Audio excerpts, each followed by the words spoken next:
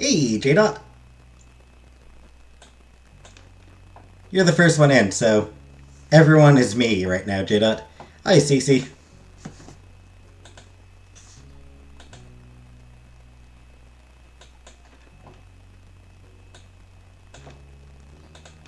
Hey, Vanna.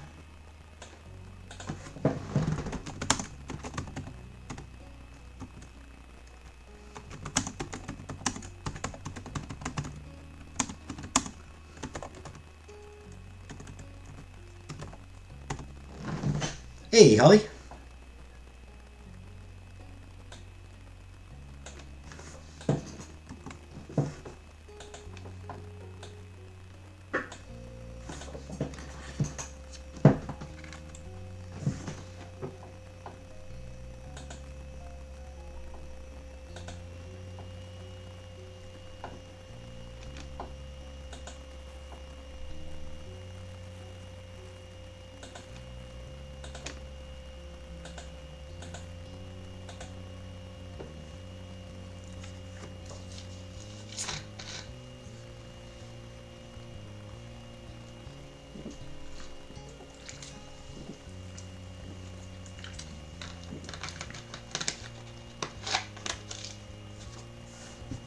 What's going on with me?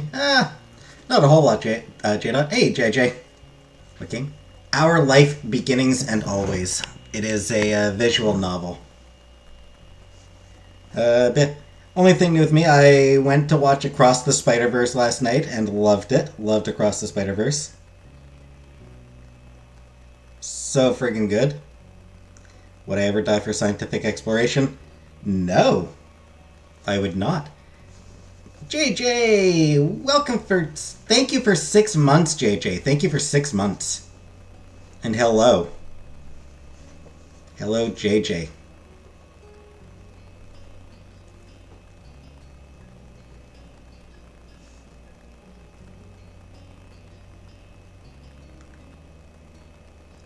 Also, I just watched the season finale of Clone High. I'll need to do a video soon with my thoughts on second season of Clone High.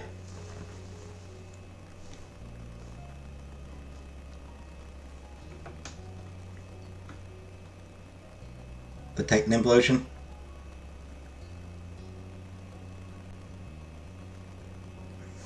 World's smallest violin. Found a goldfish at the bus stop. What? That's a weird thing to find at a bus stop.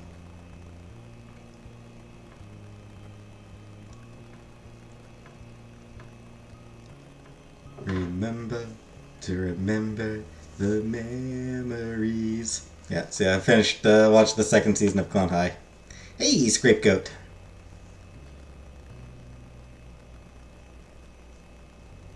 Did kind of enjoy the season finale.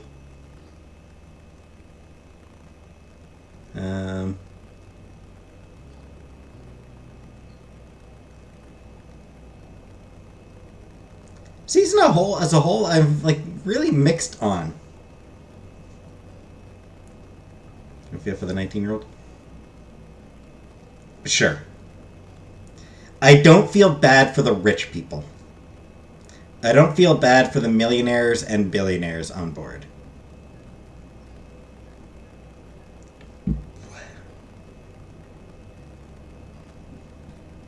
Mexican food for lunch? Cool, cool.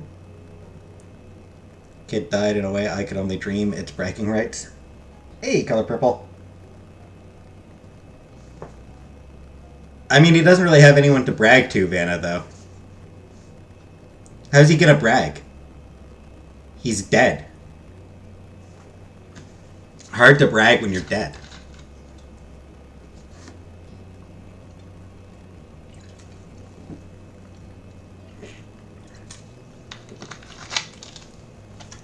Would kill to be a Titanic ghost?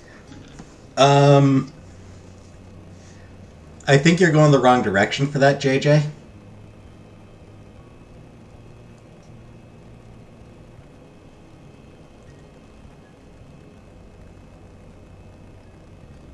I'm not sure killing is how you become a Titanic ghost. Crazy story attachment now. Yep.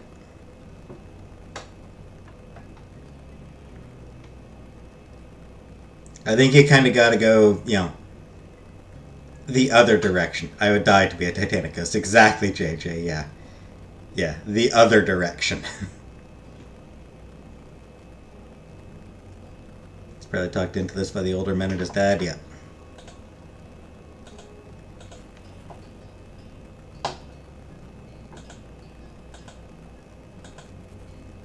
Like, I don't know, were there staff people, like, I don't know.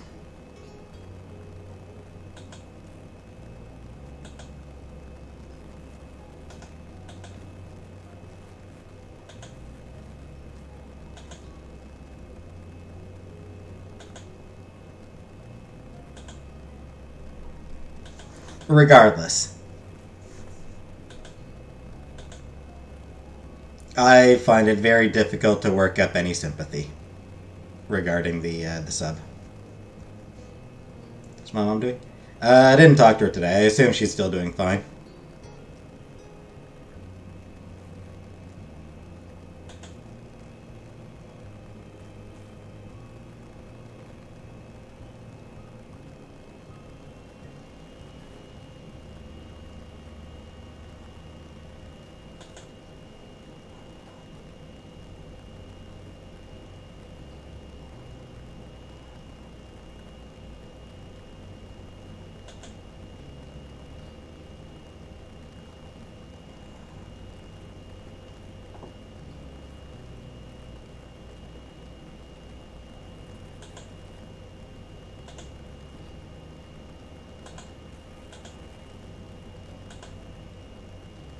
Hey, Ted.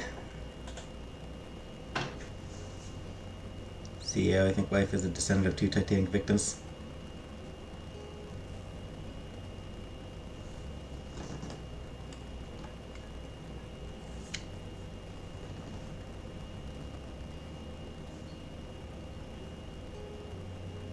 Graveyard tourism is kind of weird to me, just in general. Because, I mean, that's what that is. Like, the Titanic thing is graveyard tourism. And I don't know, graveyard tourism just strikes me as just being weird.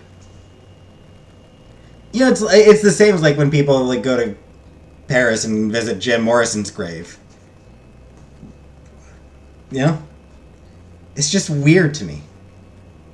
How's work going? Yeah, still work. If I was going to die, this would be the best in all the scenarios.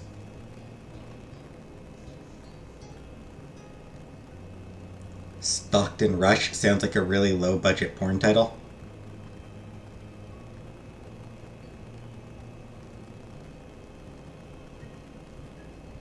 Or possibly a porn star, or possibly a porn star name. Could be the name of a porn star. How's my job going? I mean, it's work. It is what it is. It's, it's a job. It's work.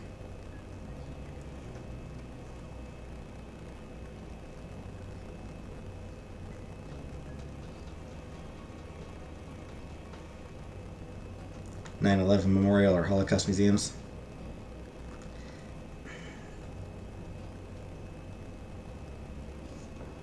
I mean, for that, there's...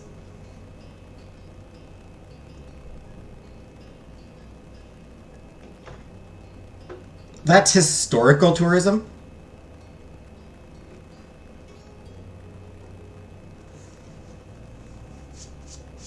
I suppose. But yeah, I mean, that's sort of like historical tourism. I mean, that's sort of going like, similar to like visiting ancient ruins or something like that.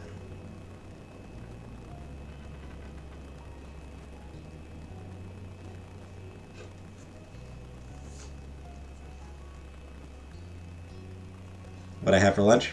I didn't eat lunch. I got up, went to the grocery store, and grabbed something for dinner.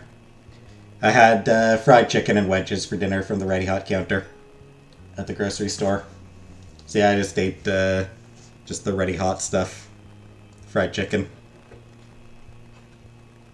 That's what I usually get on Thursdays. That's kind of what I eat on Thursdays, is just fried chicken from the grocery store counter.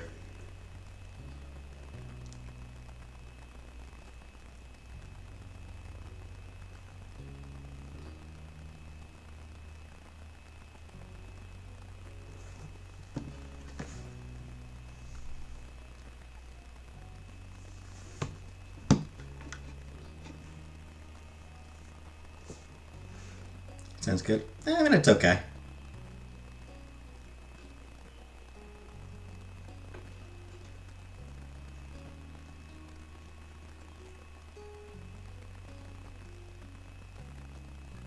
Hey, Lady MK. Yeah, I still haven't looked anything up about the Super Mario RPG remake.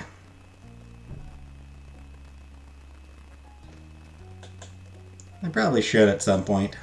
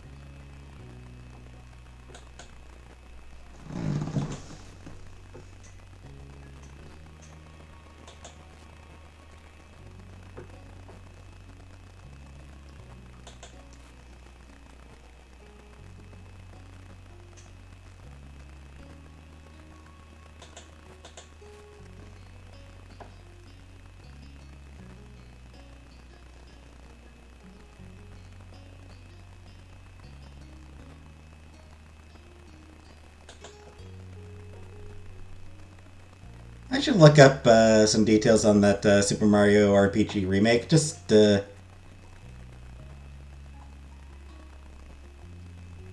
curious about it.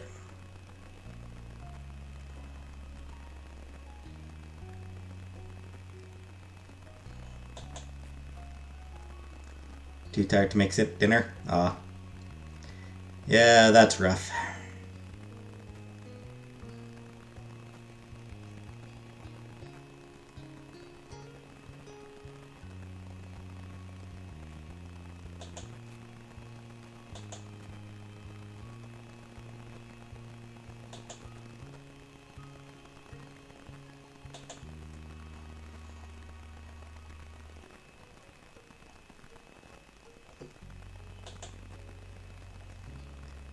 I know that feeling, Lady MK.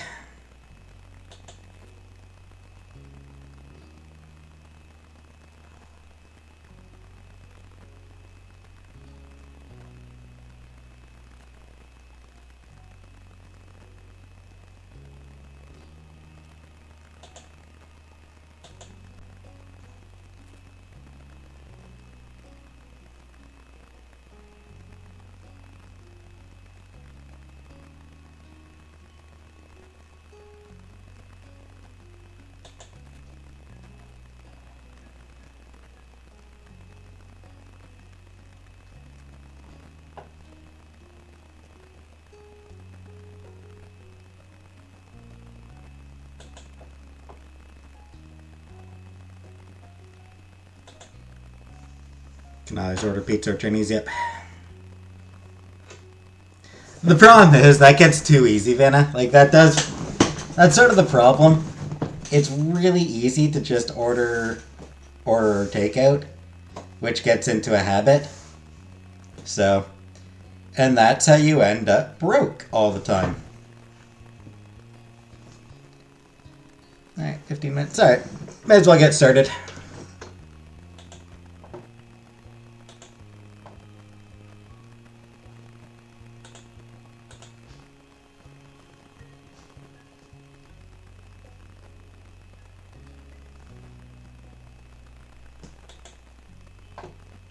And let's finish up the Baxter DLC tonight. You cozily laid across your bed, lightly dozing in the morning sun. Whoops. You heard birds singing outside your window, and the occasional rush of the wind, but what you were really listening for was your phone. any minute now. It was a little while later when your ringtone cut through the silent bubble of your daydreams. You eagerly sat up and plucked the phone off of the blanket by your side. Hey! A forced, deep voice on the other end answered you with an almost threatening edge to their tone. Hey! Jamie, do you know who this is? I am on my way to your house. You better be prepared. This situation normally would have been worrying if you hadn't been expecting to hear from your goofiest friend Terry, or if caller ID hadn't been invented yet. The two of you had important matters to discuss.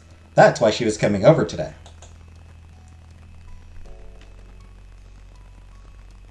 You played along with her covert scheme. I do, and I'm ready for your arrival. Good, very good. Now, this is a crucial matter of security. Is there anyone else in the room right now who might overhear this conversation? We are too close to the finish line to get our cover blown now. Glancing side to side, you observed your surroundings and kept a hand close to the side of your mouth for added secrecy. No, I'm alone. Our mission is still intact. I knew I could count on my trusty cohort. You can trust me with anything. That I can. Just to be certain, you went towards your bedroom door and poked your head out. You couldn't hear a peep from anywhere, so you plopped back down onto your bed. Yep, I can verify that we're all clear. Anyone that's trying to learn our secrets has failed in their mission. Very nifty. Excellent. All according to plan. It wasn't hard to understand why Terry was so invested. Tomorrow was Miranda's 19th birthday, and the entire occasion needed to be perfect. Usually, the Eckerts hosted a party for their kids, but this year was different. Miranda had no clue that you, Terry, and Cove were putting the whole shebang together. The pressure was getting intense. There was less than 24 hours before showtime. Miranda's friends and family were counting on the three of you. Terry dropped her game completely and got to the point. Since you can't drive and I don't have my own ride, do you think your moms would let me borrow their car? My dad can't take us around all day. I don't know. Oh. Oof, that's not good. The strain in Terry's voice wiped your smile away. This wasn't originally a problem. Cove was supposed to be the driver, but his request for time off work only allowed tomorrow for the actual birthday.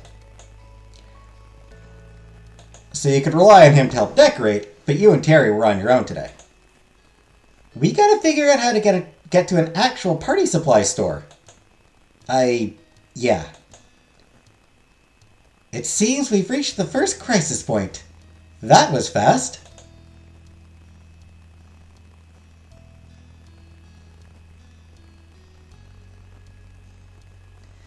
If there's a will, there's a way.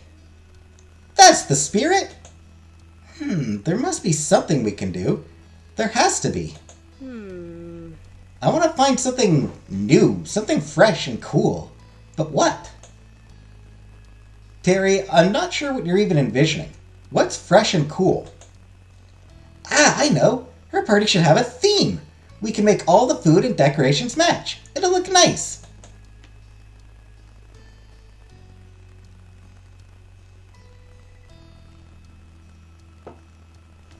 Yeah, okay,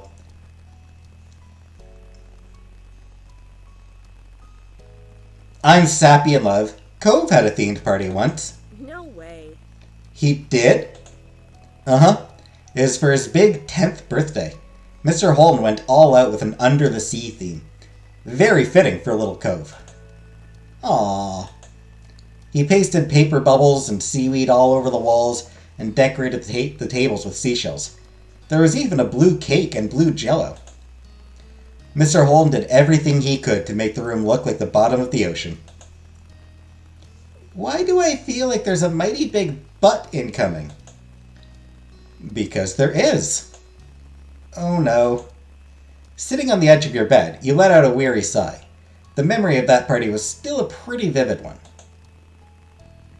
But it all went wrong because he invited Cove's whole class. What? All of them? For Cove Holden? Why? He was hoping there would be lots of people there to celebrate his kid's special day, especially since Cove's last one had been super small. They hadn't been in Sunset Bird long when he turned 9. And I get what he was thinking, but you know how Cove is, and he really didn't like most of his classmates then.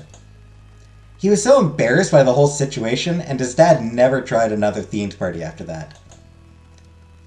Ah, that's tragic! I know. No. Poor Cove. Damn, poor Mr. Holden. It's too bad he didn't stick with the people Cove was actually friends with. He probably would have loved it. Hey, Fiza. Seriously. Oh, I bet if someone did an under-the-sea party for him nowadays, he'd still love it. He absolutely would. Well, that's something to keep in mind for November, but we gotta forget about that for now. Miranda's birthday needs planning first, and we need a theme that she'll love. And then we need to get all that stuff for it and put it together in the party room. Your mouth pressed into a hard line. Having a theme wasn't exactly progress, it was just another thing you needed to get done on top of everything else. You kept that train of thought to yourself and chuckled. This event was going to be a Herculean feat, but you had faith in your friends, and together, you'd find a way to make it all work somehow. So? Oh, and don't forget there's that small problem of how we're even getting to the store. That's non-negotiable. We have to go today. This needs to be huge. Miranda's parties used to be big. She always had the best birthday, at least before. Yeah. There was no way you could forget Miranda's birthday bashes throughout the years. They were a highlight of your summers. Though, you had no idea that Terry had been attending them for just as long.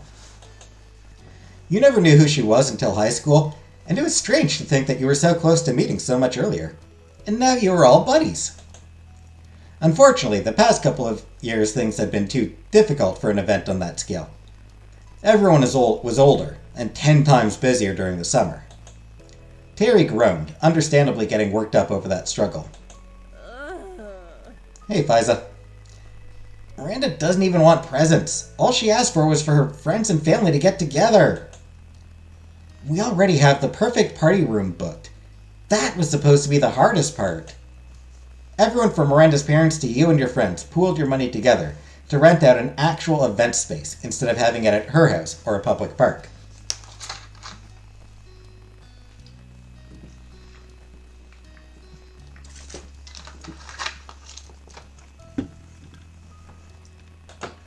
For a while now, Miranda had been insisting that she didn't need anything, but none of you could pass up an opportunity to show her how much you all appreciated her.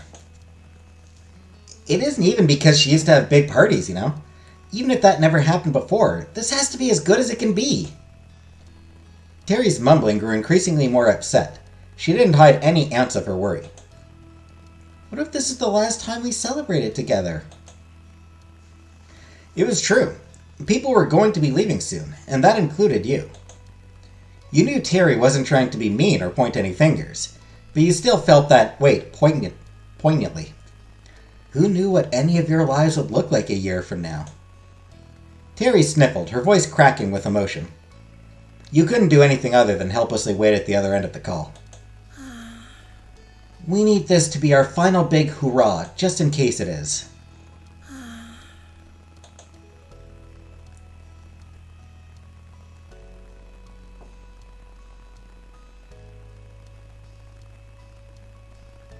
Aw, poor Terry. You felt terrible for Terry. Poor Terry. This must have been weighing heavily on her mind for a while. It sucked how rapidly things were changing, and there was little you could do to make her feel better. Well. Terry sniffled, and her tone quickly regained her usual fire. I'm on it. My dad is about to drive me over, so I have the whole car ride to think about our dilemma. You put your brain to work too, and we'll have this solved. No sweat.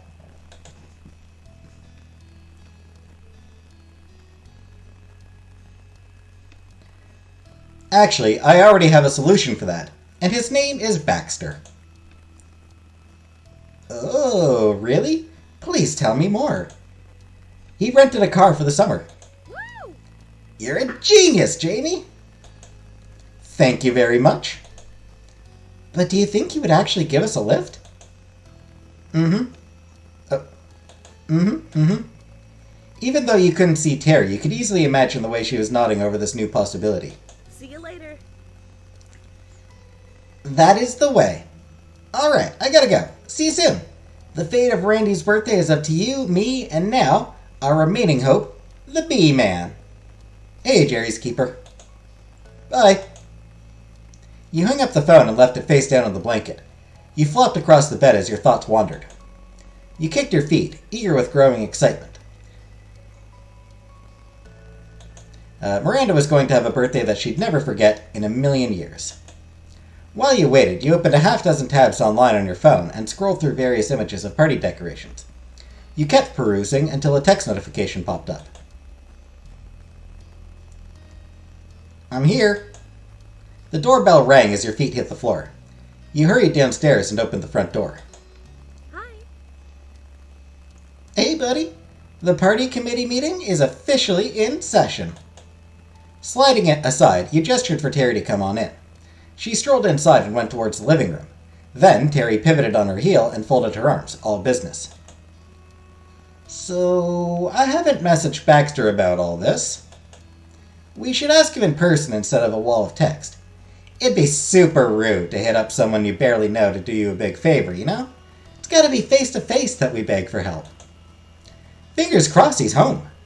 We owe it to ourselves and Randy's birthday to try. Yeah, and if he's not there, we can still try something else. This is a start. Okay. There's no better time than the present. Let's go! Let's go! Jerry! Dinner fun. Thank you very much, Jerry's Keeper Zero, for $13.99 super chat. Thank you very much, Jerry's Keeper. Would that be a 0 or an O? Jerry's Keeper O?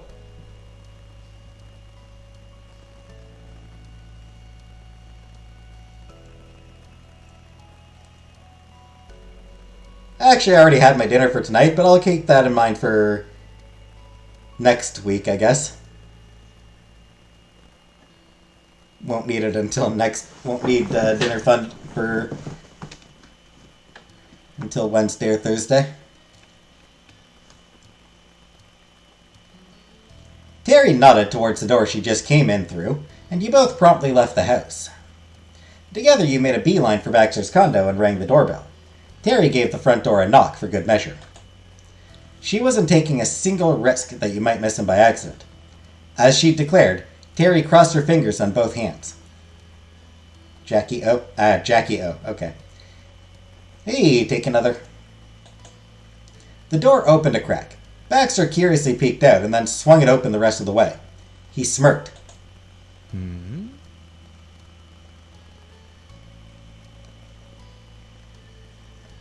This is an unexpected pair to visit. Is there something I can do for either of you? Hello, ladies.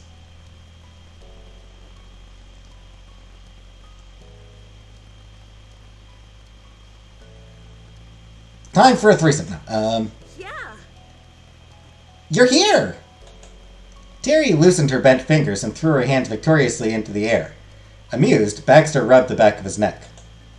I didn't realize I was missing, but yes, I'm here. I was simply getting ready to go out for the day. You turned your head away and tried to hide your smile. Of course, it was only now that he was making a move to go anywhere.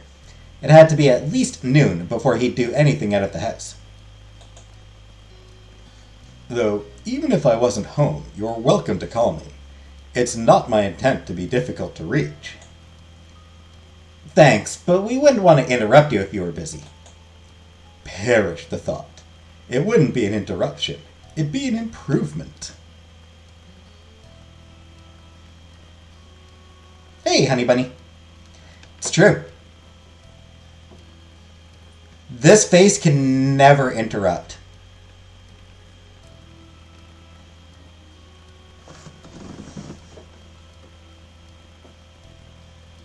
You know, Terry is just way too cute to ever be considered an interruption. Terry's grin widened as her eyes crinkled.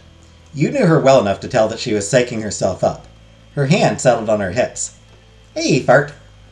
Okay, this face is could maybe be an interruption. Because this is kind of a creepy face that she's making right now.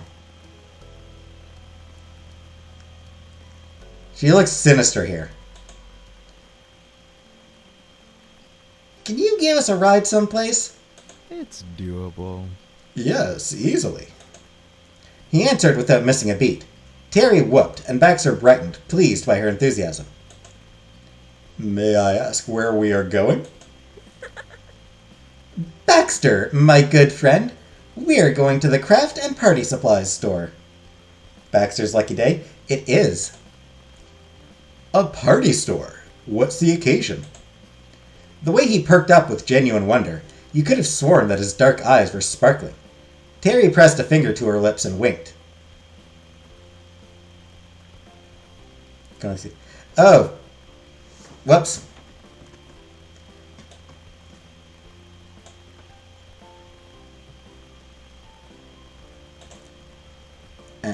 Let me... Yeah. I totally forgot. So yeah. See? That's a creepy face she's making. Pizza Hut? Yeah. Right? I'm not wrong. This face is creepy.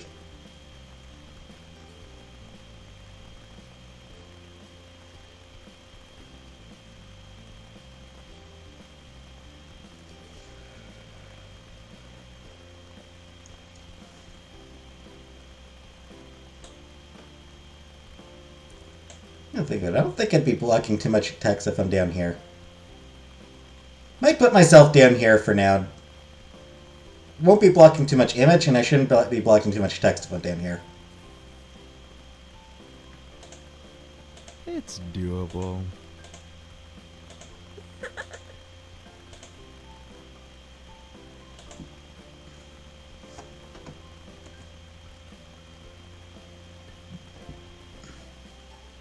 Yeah, that's actually perfect. This is actually perfect location. No text being blocked, I don't think.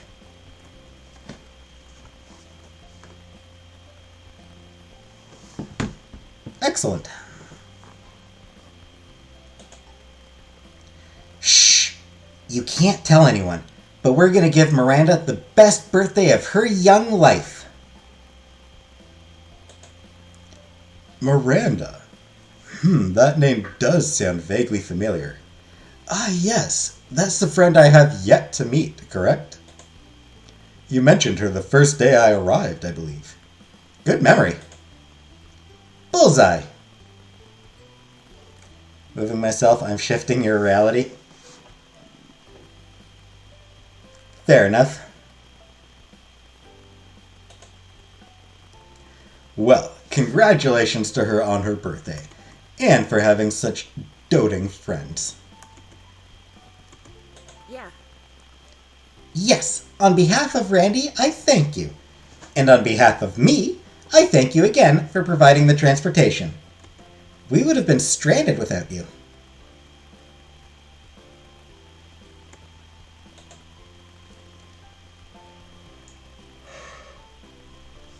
Baxter graciously bowed his head. He picked up on the urgency and importance of what your team was asking. Now that I know what it's for, there's no way I could ever refuse. I'm honored to help. So? How are the preparations going? A tiny nervous laugh bubbled up in Terry's throat. She glanced at you, scratching the side of her cheek. Well, we got a room booked at a place big enough to hold the party. It's a grand private event like she's never had before. Glad to hear it. That's great to hear. Yeah. We just need all the food and the party stuff to go in it. I take it that you don't have caterers or decorators arranged then. We are the caterers and decorators. Me and Jamie mostly, since Cove couldn't come along today. Ah, I see. Baxter idly tapped his finger against his chin. His brow pinched pensively. Certainly. Certainly, this can be done. so there's no reason to worry. But when is the event? Uh-huh. Tomorrow? Terry's simple, upbeat answer tore a gasp from Baxter. Bewildered, he slid a step backwards and grasped the fabric of his across his chest. This was easily the most dramatic reaction you'd ever witnessed from him. Private event or pirate event? Private. There was nothing you could do to stop the snort and laugh that followed. Covering your mouth, you tried twisting away from your friends, but the battle was lost. His reaction was too funny. He was too aghast to even notice. Tomorrow. It's tomorrow.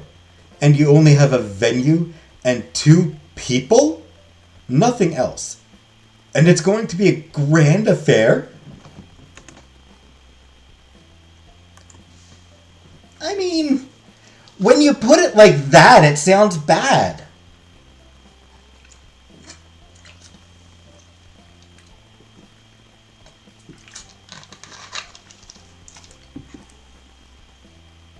Hey, trailer.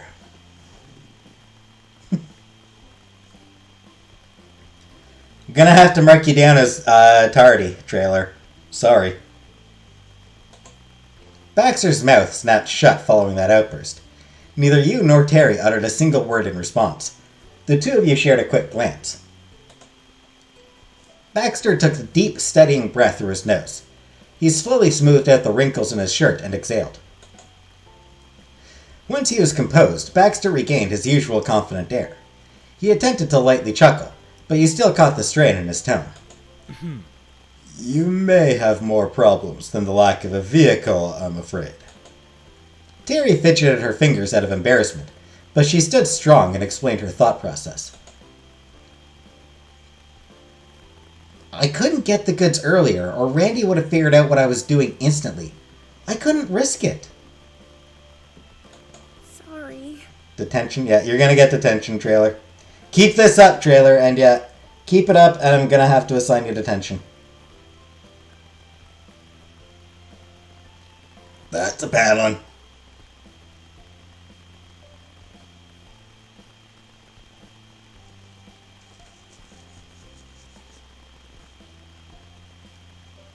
Also, make sure to take the hall pass if you have to use the washroom.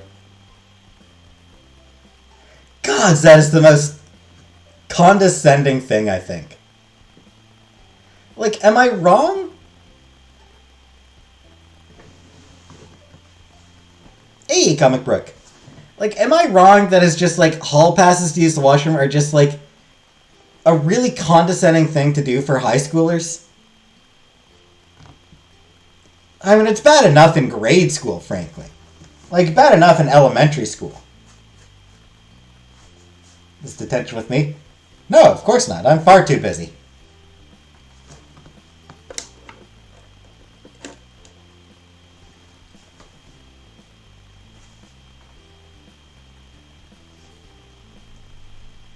Start drilling the holes in the paddle so you can get more speed on it.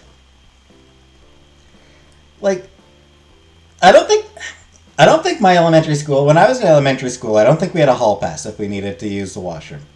Not that I can recall. And I don't think we did it in my high school either. Again, not that I can recall.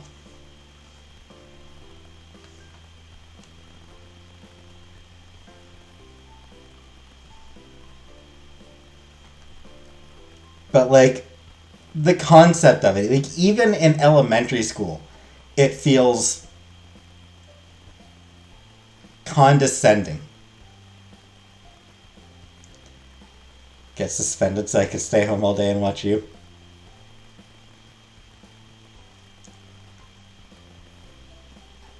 Hey, King Arjun.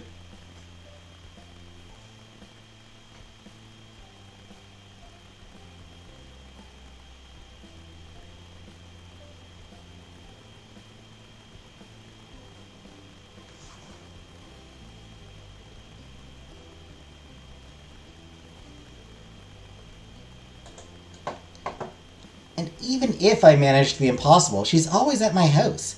Not having anything to sniff out was the best way to keep everything a secret. Crossing your arms, you could have hidden the decoration successfully at your house.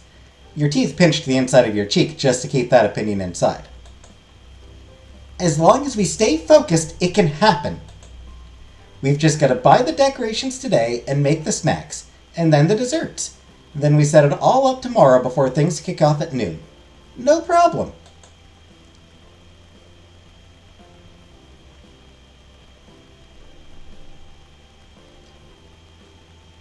Your cranium aches? Aw. There's no other choice but to do that now. That's true. There's no use wasting time on what's outside of your control. You must work within the circumstances you have. Actually, I want to see what he... How hard could it be?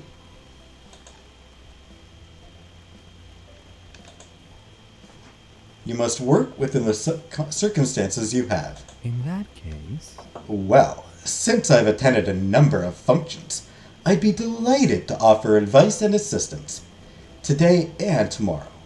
I can definitely do more than simply carting you to the store. No way! You're hired!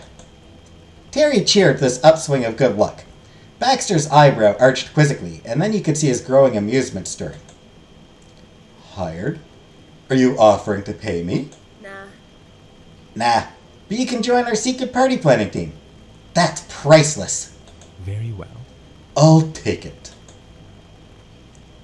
His tone sounded even happier than his teasing ploy for money. There really was no payment that would have made it more worth the while. Baxter laughed and gestured towards the street. Let's discuss the details on the way. I imagine the store you have in mind isn't in town. Hey, Farrell. Who's the villain in this game?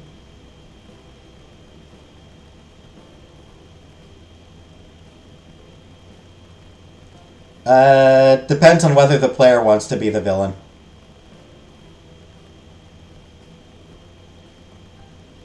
The player can be the villain if they decide to play it as a total jerk.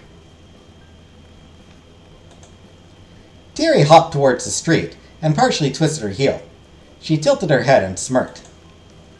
Nothing's in this little beach town. Now you know that's not true. My car is parked a short walk that way. Baxter voice is on point tonight. Thanks. Take another. Oh, yeah. Alright, team, here we go. Baxter slipped inside the condo to grab his keys. You and Terry loitered in the empty street while you waited. We totally hit the jackpot. Did you see his face when he realized this was about a party? He probably has loads of ideas. I figured he'd be willing to help us figure this stuff out. Baxter didn't take long to return and lock up. You followed him to his car with a pep in your step, and Terry slapped her palm to the front passenger side door. Dibs on shotgun!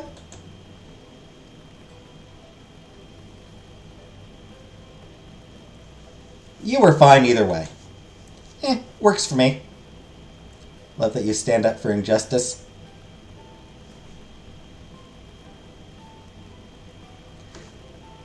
I mean, if somebody doesn't stand up on behalf of injustice deserves a defense too, right? I'm joking. Like my identity theft.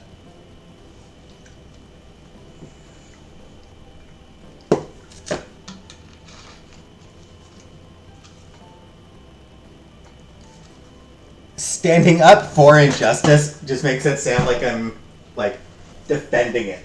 Defending injustice. There it is.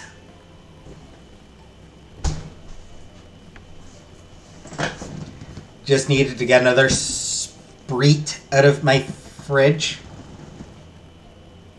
Should have had CPI security.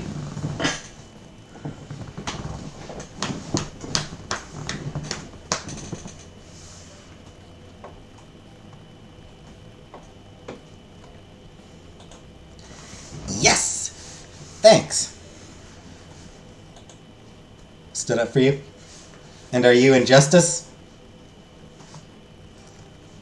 Terry enthusiastically gave you a finger gun and then pulled the car door open. She climbed in and you plopped down in the back seat. Weird. You were glad after all that stressing, all it took to make her so happy was to sit in the front seat. Terry glanced at Baxter across the small space between them and winked. Kinda ship it. I'm not gonna lie. Kinda ship it. Sprite is a type of lightning in the upper atmosphere. I think it's also related to, like, fairies.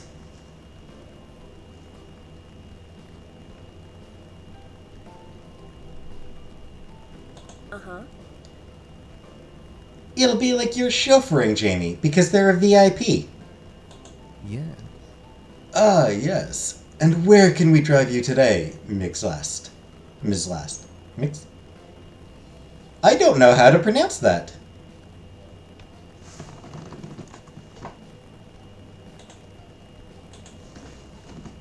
How to pronounce mix. Just mixed. Okay.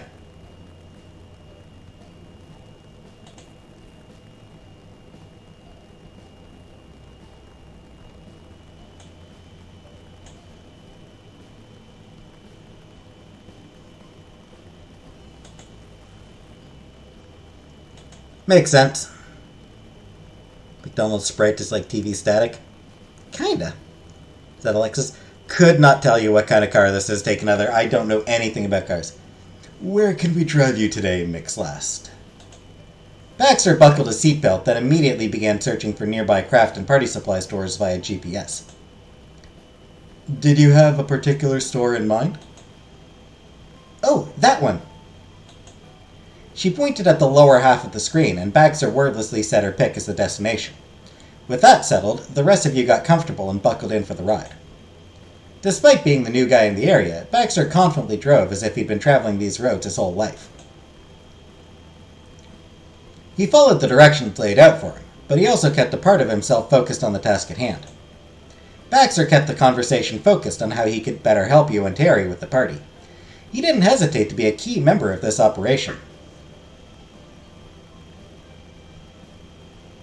I'm dyslexic in a 4-door Mango Lexus. Make it any car I want, it's my imagination.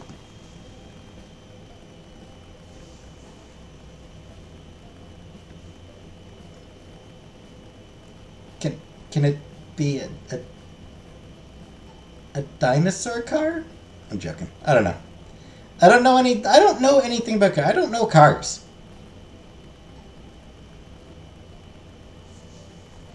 You need to tell us what kind of car you decided it to be. It's a Jetsons car. It's one of the Jetsons cars.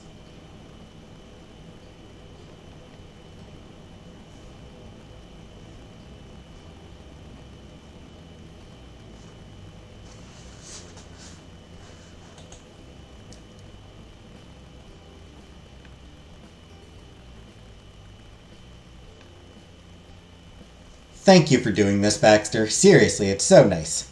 You're welcome. Baxter quickly slid his gaze up to the rearview mirror. His sweet smile curved playfully as he returned his attention to the road.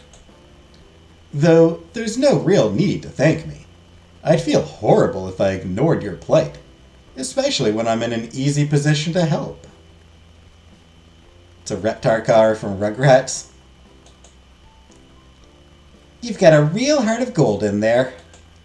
Terry lightly punched his shoulder, and Baxter shook his head at her bold art antics. You caught his eye for a split second in the mirror again. Wait, that's not good. I need a black heart, don't I? Perhaps I should turn the car around. No, you've got a silver heart. That's grayscale.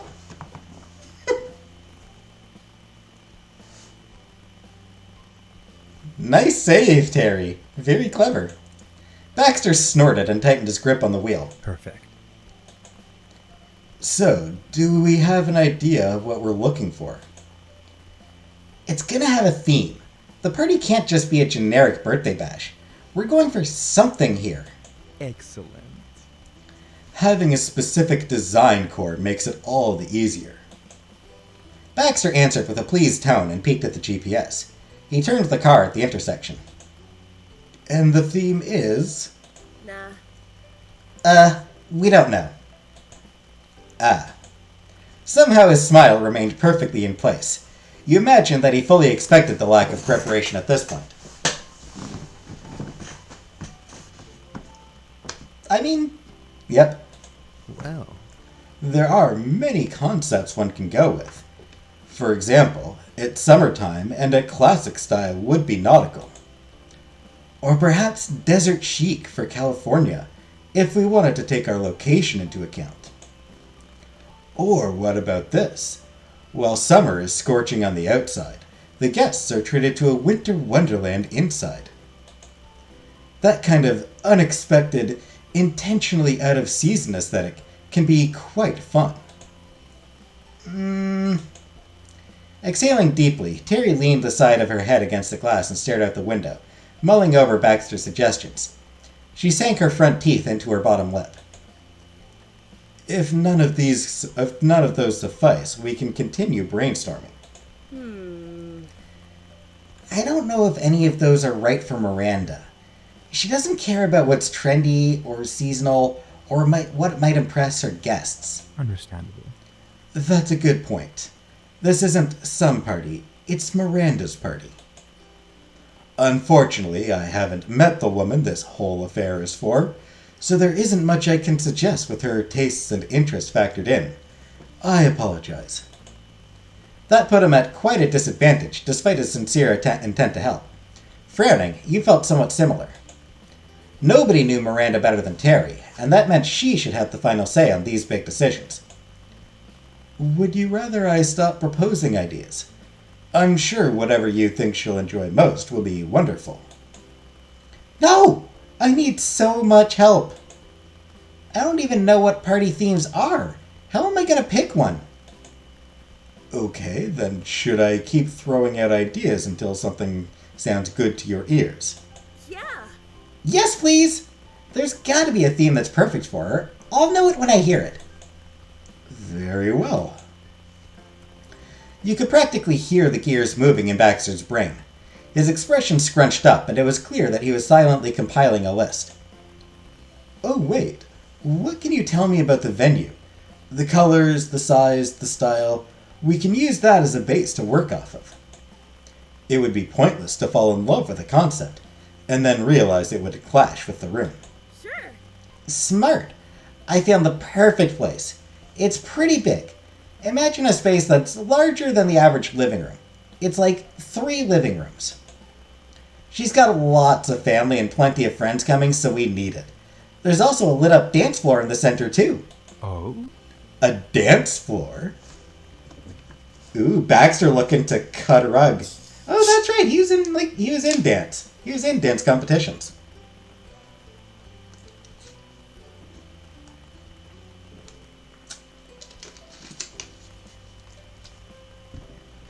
I totally forgot that he actually is a dancer. His eyes sparked with excitement. You imagine the dance floor would be just as bright tomorrow. Will the event have any slow dancing? Who slow dances at a birthday party? It's not a prom. Baxter's shoulders slumped in response, while Terry's surprised laugh morphed into a small coughing fit. He sighed deeply. That's true. If only someone was getting married instead. There's always formal dancing at weddings. Is Baxter a robot? What does he have gears in his brain? Don't you have gears in your brain?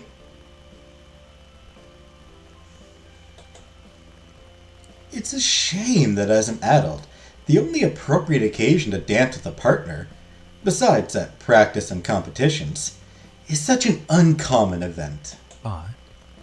But, of course, this is outside of having your own actual partner, who you can go dancing with whenever you'd like.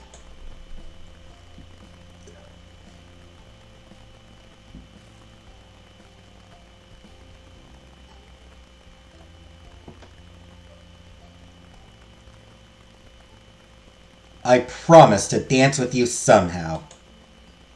He held your eye in the mirror for another second. Exciting. I would enjoy that immensely. Thanks.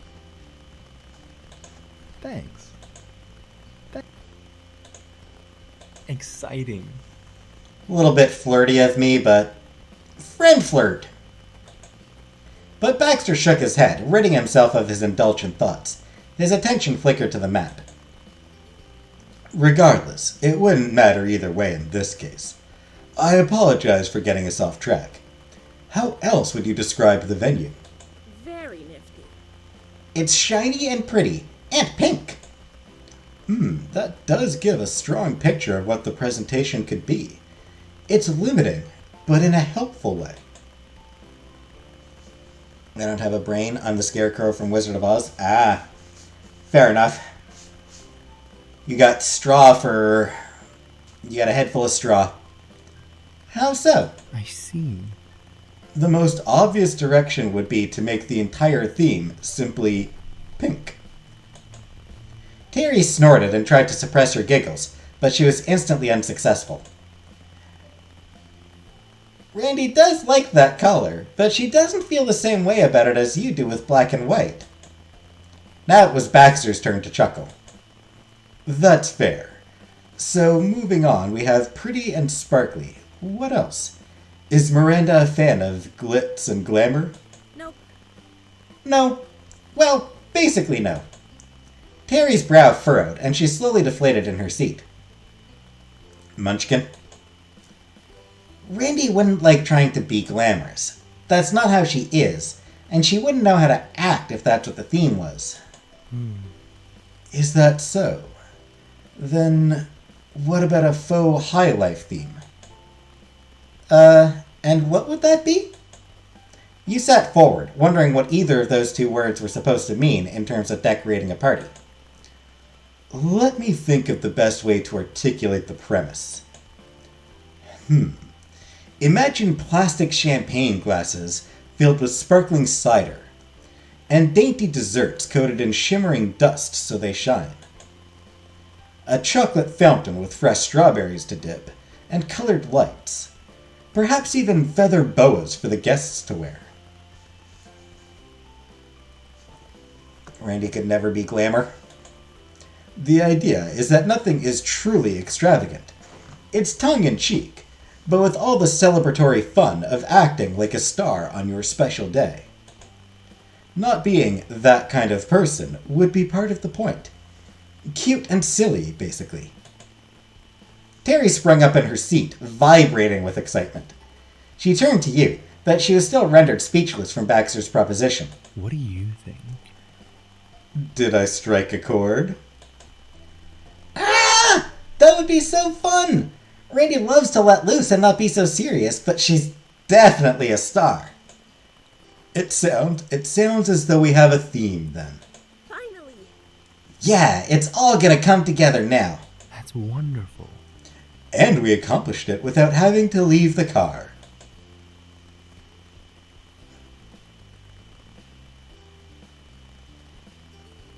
Wow, Baxter.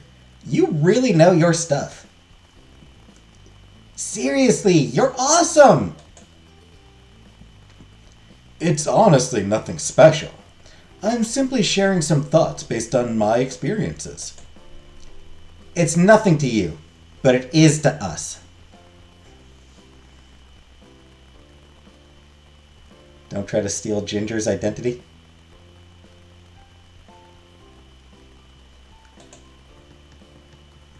The rest of the drive kept the secret party planning ball rolling, and the three of you took turns proposing suggestions for what you needed to track down at the store. This feels like a long car ride. When you arrived, the three of you entered the store fully focused on the mission, though you felt underprepared standing at the entrance and scanning the cluttered store in front of you. Shelves were piled with miscellaneous goods, and there was a strong smell wafting in the air. It was like a mix of paint and a scented something. Maybe a pine cone? Curling your fingers into fists, you steeled yourself for the task. It was going to be way too easy to get lost with the endless sea of bits and bobs calling out to you. The secret party planning team couldn't fail now. Woo! Come on! There's no time to waste!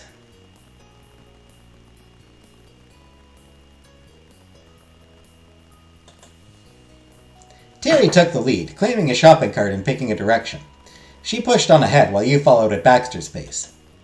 It wasn't long before she was combing through the piles of knickknacks. Her fiery determination to make this birthday the best it could be was admirable, and you were resolved to match it.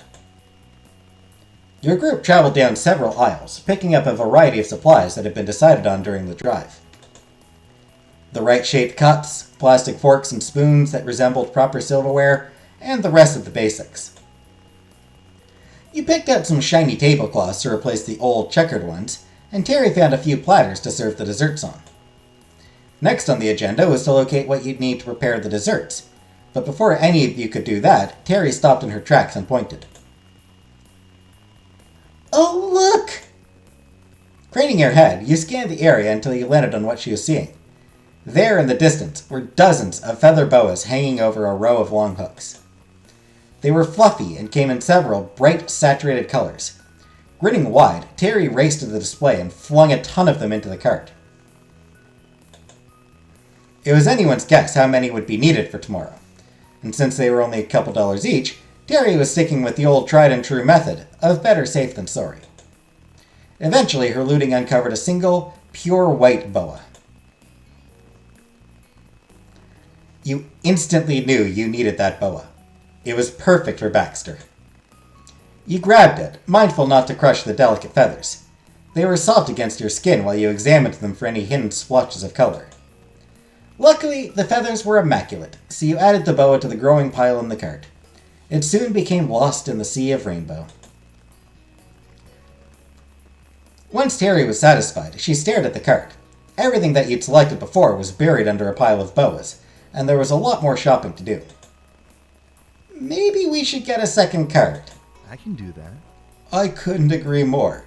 You two can go to the cake decorating aisle, and I'll meet you there. Thanks. Thanks, B-Man. Baxter hurried to the end of the aisle and paused there, glancing back. Terry sent him off with a playful salute, and he answered with a wave. Bye, we'll see you soon. When I see a boa, I know I need it too. After that, you and Terry ended up getting a bit turned around, but at long last you found the aisle with the cake decorating supplies. Terry drove the cart back and forth, anxiously scanning the selection. So, what desserts are we gonna have? There should be a cake, but that can't be all, right? What about cupcakes? Randy loves cupcakes. That's a really good idea. Miranda's gonna be over the moon. Yeah. Terry mumbled contemplatively to herself, leaning against the carriage. She nodded once, then again. I'll try it. No, I must do it. Hold on. When are you going to have time to make 2 desserts? Tonight after all the shopping, or tomorrow when the entire room needs to be decorated? I can squeeze it in somewhere. We should split up the tasks. I'll make the cupcakes, and you can make the cake, okay? Really? Thanks, buddy! Terry dabbed an invisible tear from her eye and then placed a hand across her heart. No one could ask for a more loyal cohort. Should make cupcakes first? I wish.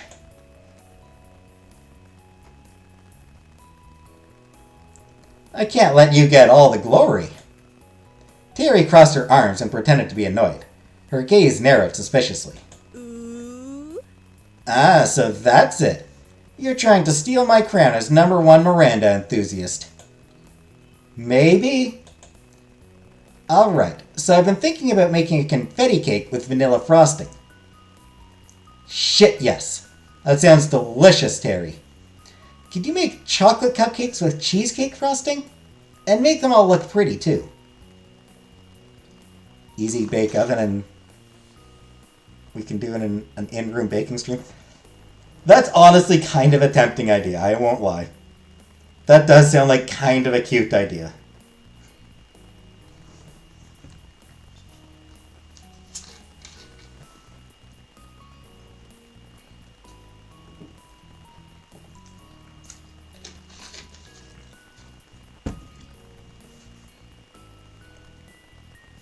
Can I say a few words? With prayer for the lost souls of the Titanic? Hi, Rebecca. I don't do prayers. I don't pray. I got it. You added a thumbs up, and Terry excitedly pumped her fist. Oh, yeah. This is gonna be a great party! With renewed enthusiasm, Terry picked out a couple of containers of gold and silver shimmer dust for the treats, and a packet of edible jewels and decorative stars. No, Rebecca, I don't pray. I'm an atheist. Going to start a GoFundMe to get you an Easy Bake Oven. I can afford an Easy Bake Oven. They cost what, like $50?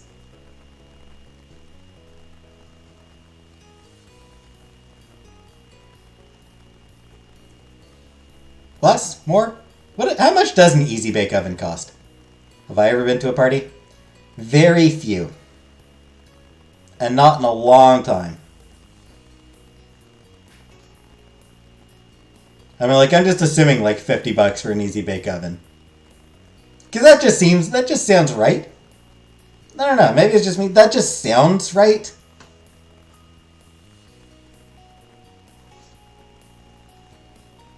Maybe it costs a little bit more.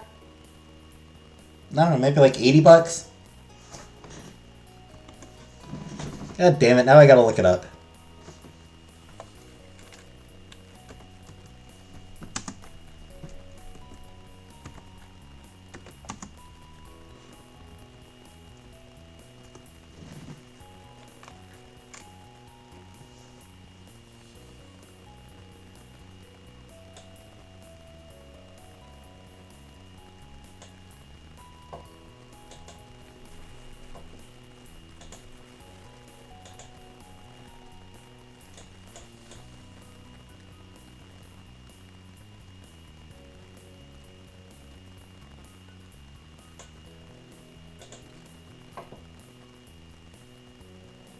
Well, it looks like about $42. Around 50 to 150 US, depending on the version. Yeah, Hasbro's site says, like, recommended price $42, so, yeah.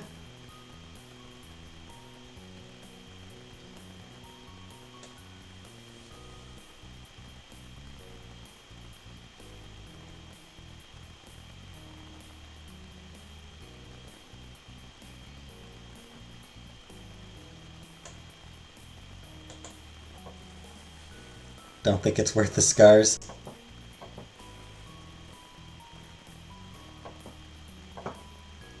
Looks like about $60 at Walmart, so yes, the point is I can afford an Easy Bake Oven if I wanted one. I don't need a GoFundMe for that. How much is that in non-freedom currency? Looks like about $60 Canadian at Walmart. It's like $60 Canadian.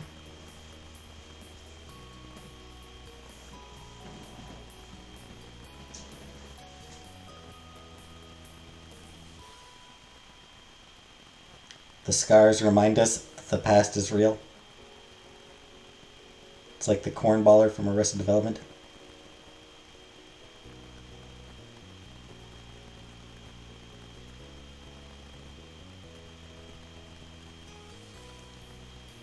Reminders are important. It's like the song says. Remember to remember the memories. I don't use wrong money.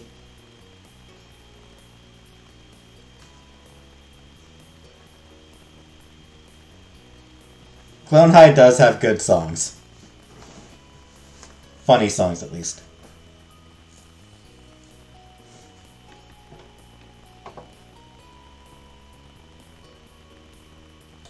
Anyway. Does Canada have $2 bills? No, we do not. We got rid of the $2 bills when I was a kid. It's like late 80s, early 90s. We got rid of $2 bills. Replaced them with coins. $2 coins. The toonie.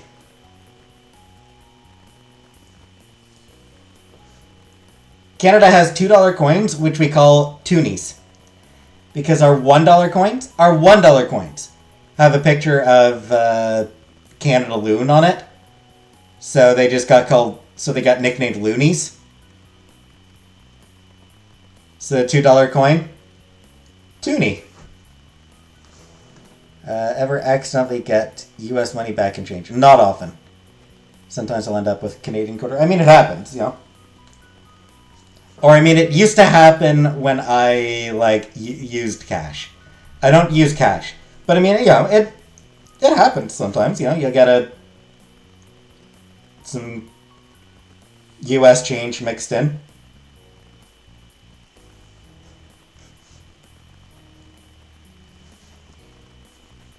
Occasionally even a bill. You know, like a US $10 bill will make it into circulation here in Canada. Terry reached up and snagged a big 19-shaped candle to go on top of the cake. Her arms were rapidly getting full, and then just in time... Hello. There you are. I've been searching for you two. He wheeled the new cart over, but it wasn't empty.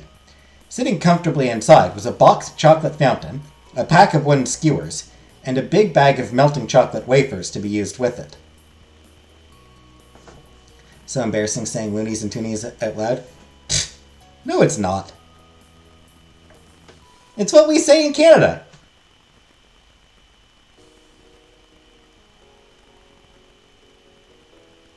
Hey, you got any loonies? Yeah, here's a toonie back.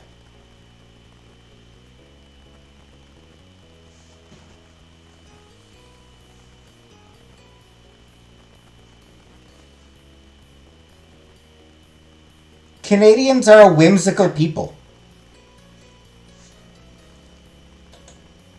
Ooh. Terry leaned into the cart and examined the advertised features printed on the box.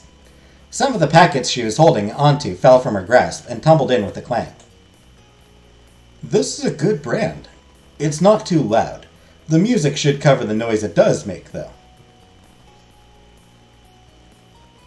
Embarrassing. Sure. Works for me? Terry released the remaining things she was carrying into the carriage. They rained onto the unsuspecting fountain. You placed what you had inside next. Baxter studied everything you picked out while he was gone. You're good. You have excellent taste. Those decorations are fantastic. Thanks. My cupcakes are going to be almost too nice to eat. A feast for the eyes, then. Yeah, we got this in the bag. As you passed through more parts of the store, the three of you grabbed a few other last-minute odds and ends. Somewhere along the way, Terry found a sash that said, Birthday Girl. She eagerly snatched it up and threw it across the pile of feather boas. You pointed out some oversized sunglasses next.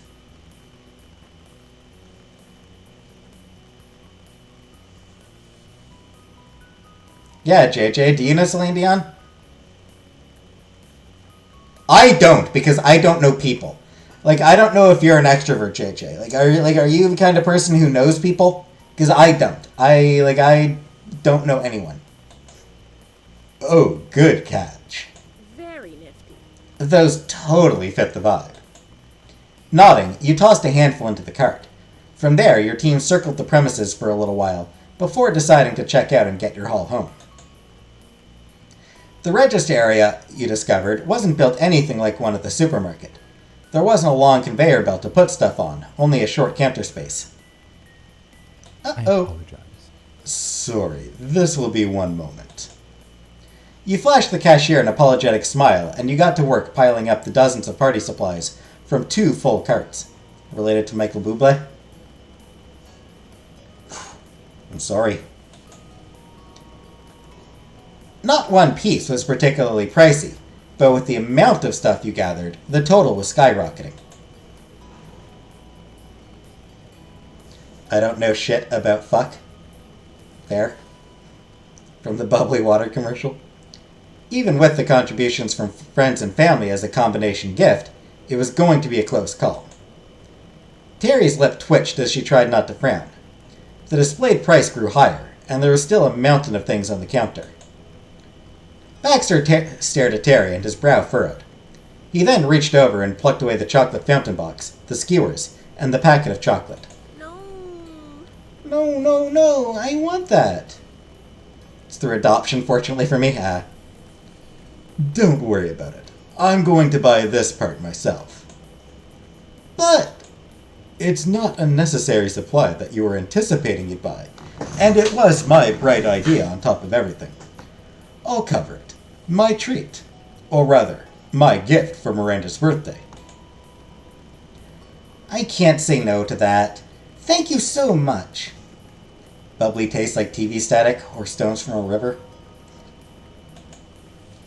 He gave her a pleased nod and then went to the end of the line, carrying the box under his arm.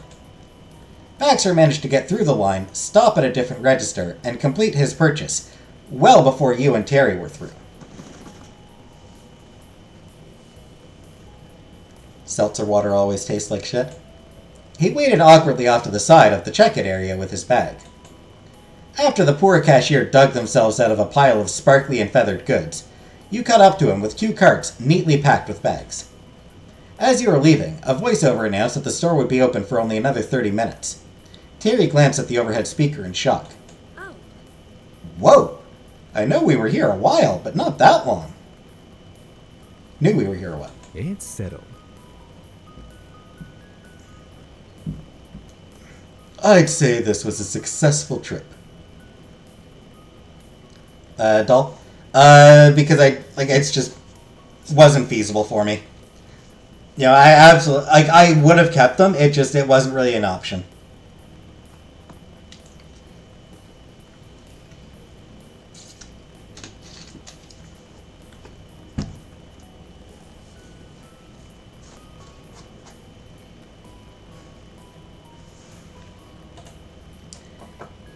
This was a massive success.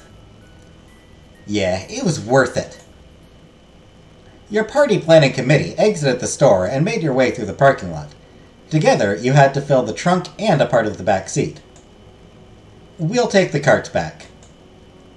Yeah, we've got it. I'll stay put here then.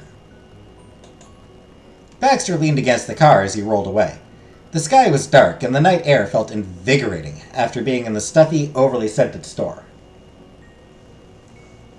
YouTube video dancing doll?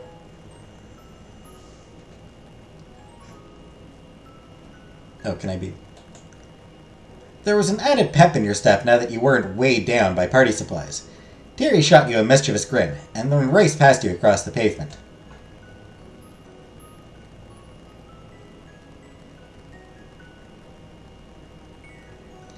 You pushed the cart faster before jumping on the back and riding it. Leaning forward, you made sure to keep yourself balanced on the empty cart. Your smile grew, feeling a cool breeze against your skin. Then you returned to the car together. Baxter stood up and smoothed his shirt before opening his door. Welcome back. I stay lit on White Claw, so I haven't paid taxes ever. You squeezed into the car and let your eyes feast on the fruits of the afternoon's labors. Terry hopped into the front again. Terry fished her phone out and messaged her parents that she was ready for them to pick her up. She explained that if they left now, then her mom or dad would be at your house by the time the 3 of you returned. After that, you simply needed to enjoy a comfortably quiet ride to the neighborhood. All that shopping ended up being more exhausting than any of you anticipated. Aw, I miss you too, Vanna. After a brief and uneventful drive through sleepy streets, you arrived home to find a van parked outside. As you approached, you recognized the shade of green paint and that characteristic dent in the rear fender. Terry leaned out the window and hollered cheerily. All right, you made it! A wave from the driver's side window. It was Terry's parents come to pick her up as planned. This is great. We can take most of the stuff home in the van. Terry jerked a thumb towards the piles of party paraphernalia, perched precariously. God damn. Okay. Terry jerked a thumb towards the piles of party paraphernalia perched precariously in the back of the car.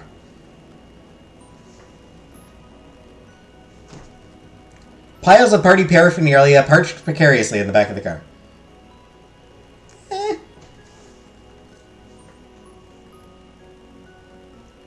I got it. Piles of party paraphernalia perched precariously.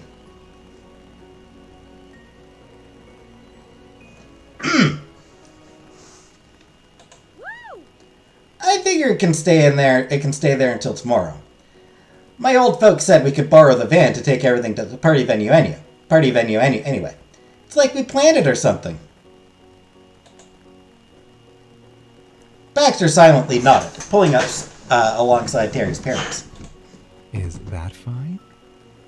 Well, since we're transferring the supplies from one vehicle to another, we might as well minimize the distance. Terry, would you mind? He gestured towards the rear of the van. Terry nodded and hopped out to let her mom know it was safe to pop the trunk. Do I have any paraphernalia? I don't. While you left your seat, Baxter opened up his own car, then gave Terry's mom and dad a friendly wave. Thus began the daunting task of unloading. Terry's parents noticed how much stuff you'd ended up bringing back, and soon they were also lending a hand. With all 5 of you, the seemingly endless stack of party goods was defeated in a few short minutes. I think that's the last of it. Many hands truly do make light work. You let out a sigh of relief, stretching your arms. They'd gotten sore from all the heavy lifting in spite of the help. It's true, I am scared of dog. Hey, Jenna, welcome. Bow down before the awesome and terrible power of teamwork. Terry wasn't even remotely out of breath. She could do the whole thing over again without breaking a sweat. You counted yourself lucky she didn't threaten to do just that. Her sense of humor could be wild sometimes. Baxter leaned against the closed rear door of the van, casually addressing Terry and her parents. Are you fine people headed home now? It's getting late.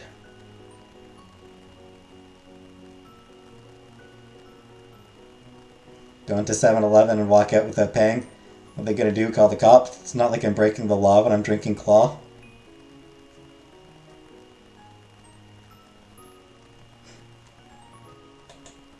A trio of assenting noises followed.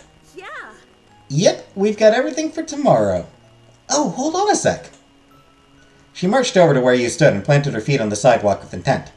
She stood to attention, as though suddenly in the middle of a military parade. You could see she had an object clutched in her right hand, though it was difficult to make out in the dusk. She must have taken it out of one of the shopping bags from earlier. As soon as I get home, the next stage of our mission commences. Don't worry about me, though. It'll be... Here it comes. A piece of cake. She lifted one of your hands and dropped the held item into it. 3 shimmering cylinders of confectionery glitter. Of course, there was still work to be done tonight. Baking. At least you can leave the pantsless people there. I usually find a weird person with their pants off. They ask me to do things. At least you can leave the pantsless people there. I have 2 fish that I never asked for. You need to sue for child support. Who are they? Who would she sue? Who would JJ sue, Jenna?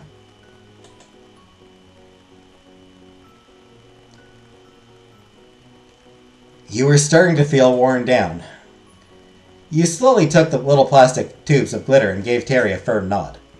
You weren't about to let her down, no matter how tired you were. Good luck, Terry. See you tomorrow. See you later. I'll swing by to pick you guys up at 7 a.m. tomorrow morning, okay? Party starts at noon, and we're going to need all the time we can get. With a skip and a jump, Terry was already clambering into her parents' van. She waved enthusiastically as the sliding door closed. After retreating to a safe distance, you and Baxter watched the van pull out and head off up the street. It was surprising it could move anymore with all that extra weight. They left fish food? Oh, weird. Hey, okay, good night, take another. That was a weird day. Weirder than the day I adopted 3 baby squirrels. Aww. Squirrels are so cute. The last glow of the headlights grew distant and then faded into the night, like a late summer dream. Suddenly, you thought again about how fragile and fleeting your time in Sunset Bird was, and how the last season with your friends would vanish, never to return. You had to make this party a success. You knew it in your bones. For Miranda, for Terry, for Cove, too, and for everyone else in attendance. For yourself. This party would be a celebration of Miranda, yes, but it would also be a celebration of your friendship and of each other. A brief instant of clarity before all things became uncertain. You had to make it count. They ate a windowsill and shit on my boots. Or books.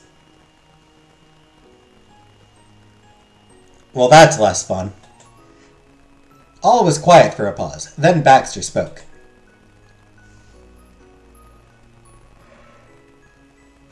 I understand that there's one more job left to take care of then.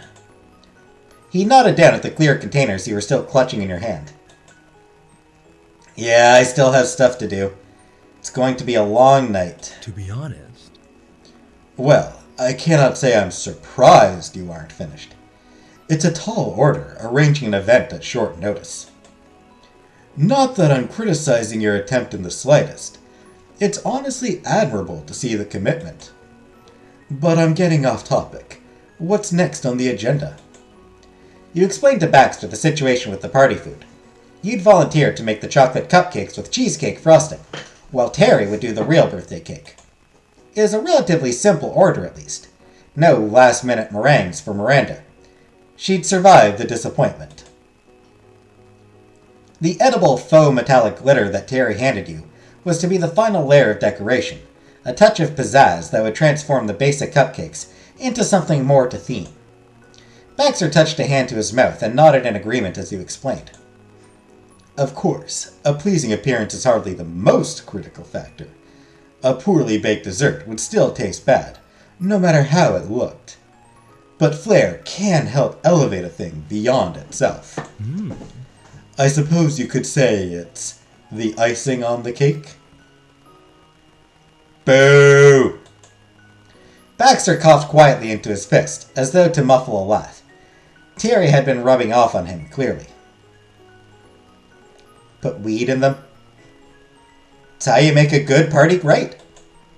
Regardless, that sounds to be a marvelous idea, though slightly less marvelous given how tight the schedule is. It's getting late.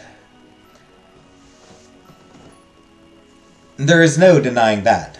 His thoughtful expression was obscured by the darkness around the both of you. Here is what I suggest. Why don't you come over to my house to do it? I can give you a hand with the preparation, if you think I'll be any use. For how often and how readily Baxter always offered his services, you shouldn't have been taken aback by this latest gesture. And yet you still found yourself wondering, why? Because he wants friends. He wants to do friend stuff. Baxter had clearly anticipated your reaction, cutting off the question before you could ask it. He made a gesture as if he was looking at his wristwatch, though of course he didn't wear one. It's nearly 10 p.m. Your family won't exactly thank you for baking this late at night. The noise is one thing. The smell will be another matter. Hate it when people say rubbing off on you? And besides, your fridge might not have enough free space. Leaving the cakes out all night might spoil them. The fridge in my condo is... well, there's plenty of room. Baxter's diction had gained a faint quivering edge, like he was skirting around a nervous giggle. It's empty, in fact. I have a conveniently empty fridge in a conveniently empty house. Perfect. Wouldn't you say? When he put it in those terms, it made total sense. Baxter sure did have a lot of foresight when it came to these things. It was impressive he always thought that far ahead. You agreed. It was an opportune set of circumstances. But as he talked about how empty his temporary home was, it struck you that Baxter sounded a little sad? It must be quiet all alone in that house. Maybe that was why he was always so willing to come spend time with you, or the other people he knew around here. Okay, well that would be really helpful. Thanks. Don't mention it. I made it until the very end as far as this party is concerned. Call it a vocation of sorts. The feeling's mutual. Baxter clapped his hands together. He'd fully committed himself to the cause, and was ready to put a plan in motion. Excellent. Let's get cooking, shall we? Very well. You'll have to retrieve ingredients from your house, since I don't have anything myself. The kitchen is fully outfitted, however, so you needn't bring any equipment. If you want to take care of things chez toi, I can begin prepping the utensils and such. I'll leave the front door unlocked, so feel free to let yourself in when you're ready. Chez toi? You pretentious bastard! What the hell does chez toi mean? I don't even want to look it up. Sure thing. And so you briefly split up. Baxter walked briskly to his rented condo, while you made your way steadily home. You stifled a yawn as you fumbled for your house keys, before shaking yourself all over, trying to stay focused. You could sleep later. When you came in, you spied your mom sitting around the living room. They were huddled up on one of the couches, luxuriating in one another's company after a day's work. Furniture also makes me happy. Ma's head rested on her wife's shoulder, while Mom brushed fingers lightly through her hair. They could have been a famous sculpture or painting sitting there. It was hard to witness your parents like that sometimes. Not because it was embarrassing, although some people might have seen it that way. Your moms were a thing of tremendous gravity in your life. You were a fledgling they had fed and clothed and cleaned up after and loved for years and years, and soon you would be taking flight. You'd be gone. Maybe that was why you found yourself glancing down at the hardwood floor at the sight of your moms. It was a lot to take in at 10 p.m., to be honest. But the sound at the front door alerted them both to your presence. The two halves of that piece of art moved in alignment and turned. Welcome back, sweetie. Nice of you to drop by, Jamie. Will you be staying with us long? A classic mom joke. You babbled out the whole Terry's organizing a last-minute party for Randy, don't tell anyone, been out all day, and by the way, I need to make cupcakes tonight situation. Not to mention the I'm going over to Baxter's house, do we have any ingredients I can use situation. There was a whole lot of situation to cover. It means your house in French. Thanks, Vanna. That's fantastic. Oh, that's absolutely wonderful, Jamie. I'm sure Miranda will be delighted. You're all working so hard. It's getting late, though, and you've been gone for most of the day. You've been going for most of the day. Ma was eyeing the wall clock and gave you a playful pout. Are you sure you don't want to call it a night and let your mom and me handle the baking? Ma's right. Don't think I didn't hear that yawn as you came in. Why not let us take care of the rest? You had to admit that was a fair suggestion. It had been a long day after all, and a full night's sleep would help prepare you for the festivities tomorrow. But you wouldn't give in! You shook your head, declining the offer. Miranda was your friend, and you'd given Terry your word that you'd take care of it. Besides, it wasn't as if your moms hadn't also worked today. Ma's tiny frown deepened, so disappointed not to be allowed to baby you. But it was all in good humor. Fine. Alright, we won't push it. So long as you're sure Baxter's okay with you wreaking havoc with his immaculate kitchen. Ma let out an unbridled snort. He's a teenager living on his own, Pam. How immaculate could that kitchen be? You opened your mouth to defend Baxter, and all other teenagers, before realizing that it hardly counted if the only reason he had a clean kitchen was that he never used it in the first place. If his tone earlier was anything to go by, he'd probably even thank you for making a mess. It might brighten up the place.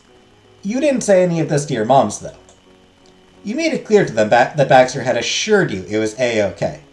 It was his idea to begin with, after all. He'd been insistent on helping, like certain other people you could mention. This mollified your parents. Though they teased, they were acting entirely out of consideration for your temporary neighbor. Too bad Baxter Ward had out-considered them already. I understand. You'll handle it like the grown-ups you are. At least let us help you gather the ingredients before you go. Pam, do you think you could get the... Sure thing. Already on it. Mom had headed towards the kitchen and began pulling things out of cupboards. Your mom and I actually have some leftover boxes of chocolate cake mix from... Oh, I forget what it was for now. What it was for now. But you're welcome to take it all, honey.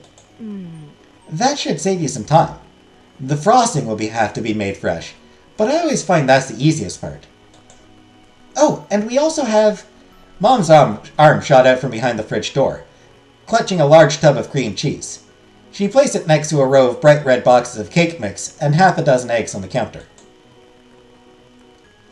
I gotta blow my nose. Give me a second.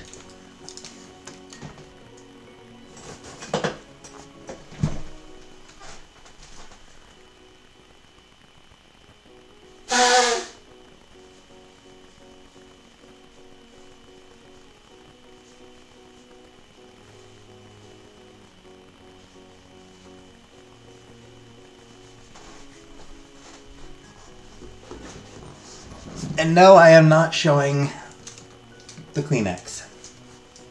I am not going to show you my Kleenex. You weirdos. I have 8 people in here right now. No one watching me play this. That's funny. I don't care. I don't care if there's only 8 of you in here. I don't care if 6 of you now. I don't care if all of you leave. I'll keep playing.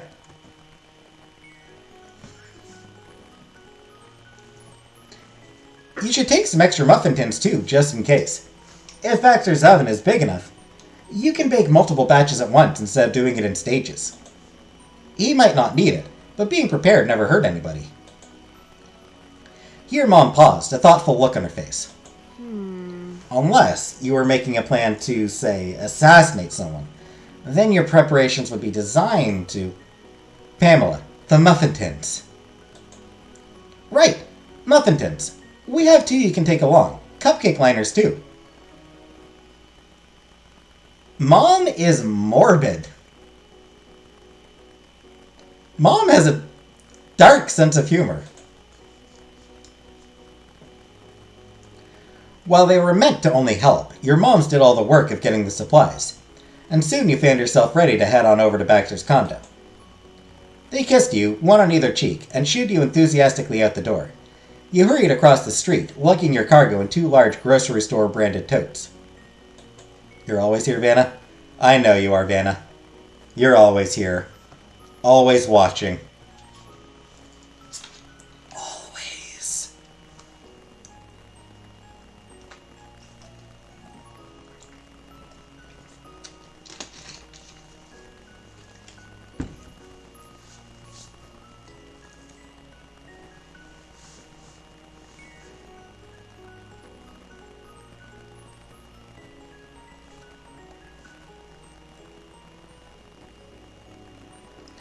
Once up the front steps to Baxter's house, you gingerly rearranged things so you were able to grab the doorknob. As promised, Baxter had left it unlocked. A panel of light spread over your feet. Steeling yourself in preparation for the last stretch of an interminable day, you gripped the bag handles tighter and stepped inside. Stepping briskly through the entry, you recalled that Baxter's condo had a kitchen directly opposite the main living room. You made your way straight there.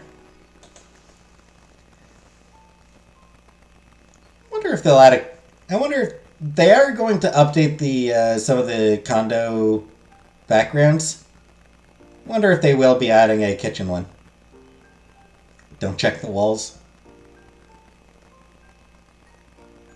Baxter was waiting for you beside the fridge and swiveled around when he heard you enter. Ah, you're here. Excellent. Welcome, welcome. So? Were you able to find everything we need from your house? Many places might be closed this late, but I'm not opposed to a trip to the grocery store if necessary. You casually lifted the 2 large bags of ingredients and baking supplies and placed them on the counter between you. No need, I managed to get everything. You both made a start at unpacking the bags of ingredients, but before you could get very far, there was a sudden exclamation from Baxter. In your hands were 2 boxes of cake mixture. Hallelujah. I was hoping you'd bring something similar. Being that genuinely glad, you couldn't help but let your eyes widen in surprise. Are you not much of a baker? Baxter sheepishly raked a hand through his iconically colored hair. Practically speaking, I actually haven't the faintest idea what kind of baking I'm capable of, though the probability suggests that it's unlikely to be much. To tell you the truth, I have never baked before in my entire life, whether using a pre-prepared mix or not. I only imagine that this would be easier. I only imagine that this way would be easier. Potentially.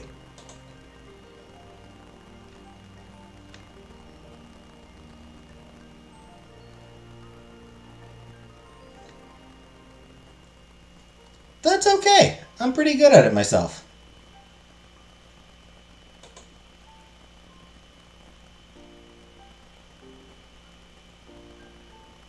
And the decorating is a cinch too. I've got this. Baxter gave a newly pleased reappraisal, with no small amount of relief mixed in. He bobbed a comical little bow. My pleasure. In that case, I will place myself entirely at your disposal, Jamie. It's my honor to be your humble assistant for this evening. Let's get baking, shall we? You finished unpacking the remaining ingredients, lining them all up carefully on the countertop. Baxter took the second bag and did the same. That reminds me, I might have been a bit hyperbolic when talking about how barren my fridge is earlier. It's not as if the thing is completely empty. At the time, I wanted to assure you that it wouldn't be any trouble for you to come and make use of it. And there definitely is plenty of room. Of course. But I'm not completely incapable course. of providing a basic level of hospitality. If you're ever hungry or thirsty, let me know. This news came as a relief to you, probably not for the reason that Baxter was expecting. Sure, it was great you wouldn't starve while you were here. But mostly you were glad to hear that Baxter wasn't living on his own with nothing to eat in the house. That mental image had been so lonely. You thanked Baxter for the offer, although you weren't in the mood for anything at present. At some point in the conversation, Baxter had rummaged around in a cupboard and added a third muffin tray to the two of yours. The kitchen happened to be supplied with one of these already, but thank you for bringing the spares in case of emergency. As often happened in your life, you found yourself offering a prayer of thanks to your mom for reminding you of the blindingly obvious. Actually, I think we should use them all. It's pretty inefficient to bake only one tray of cakes at a time. Depending on how big your oven is, we could do 3 together. Baxter's eyebrows lifted a fraction in surprise. That's true. There should be enough space. The pans aren't terribly large. I'll double check.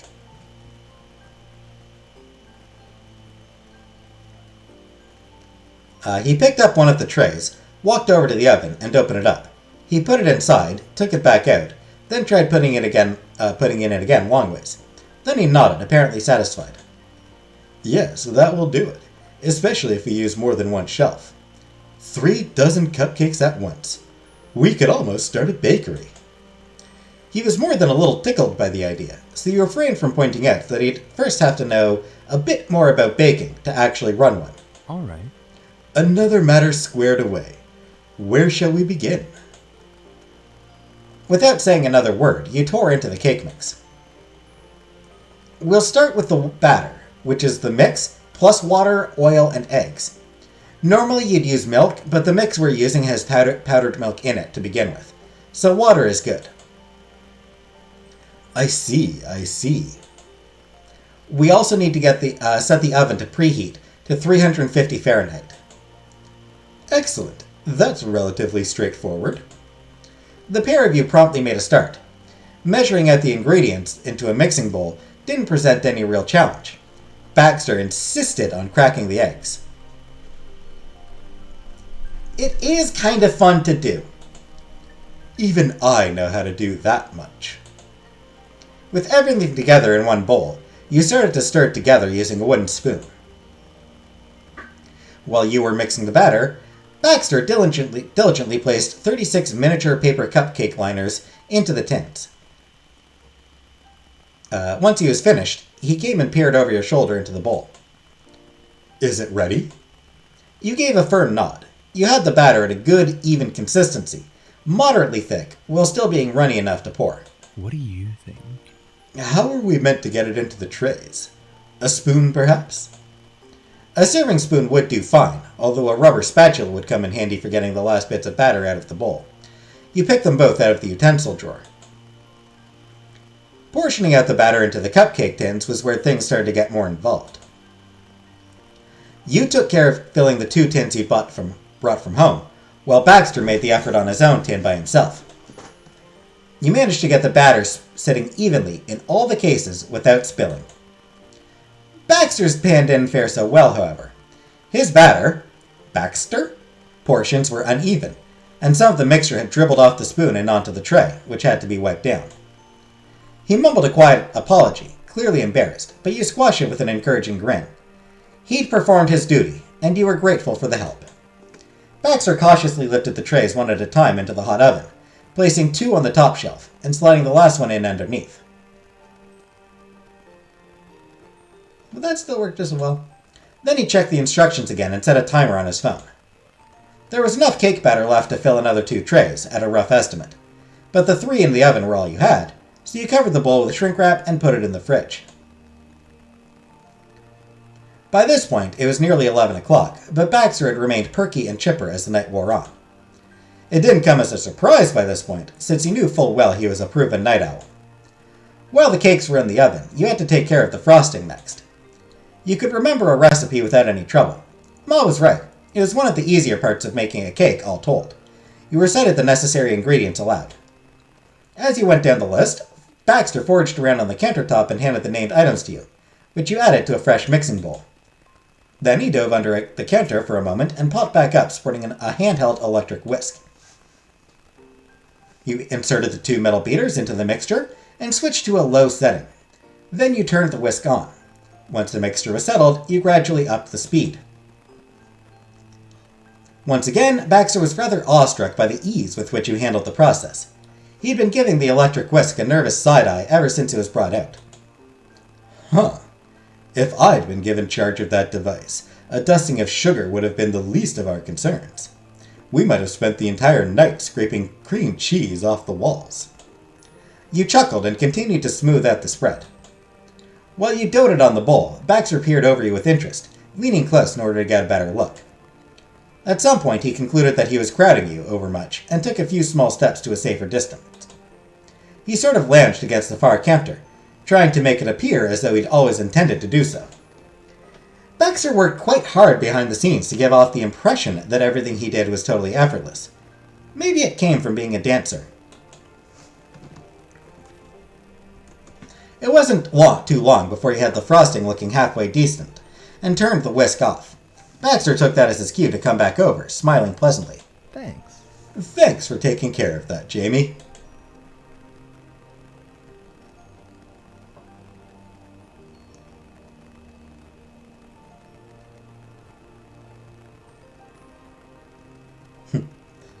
I eat frosting for breakfast.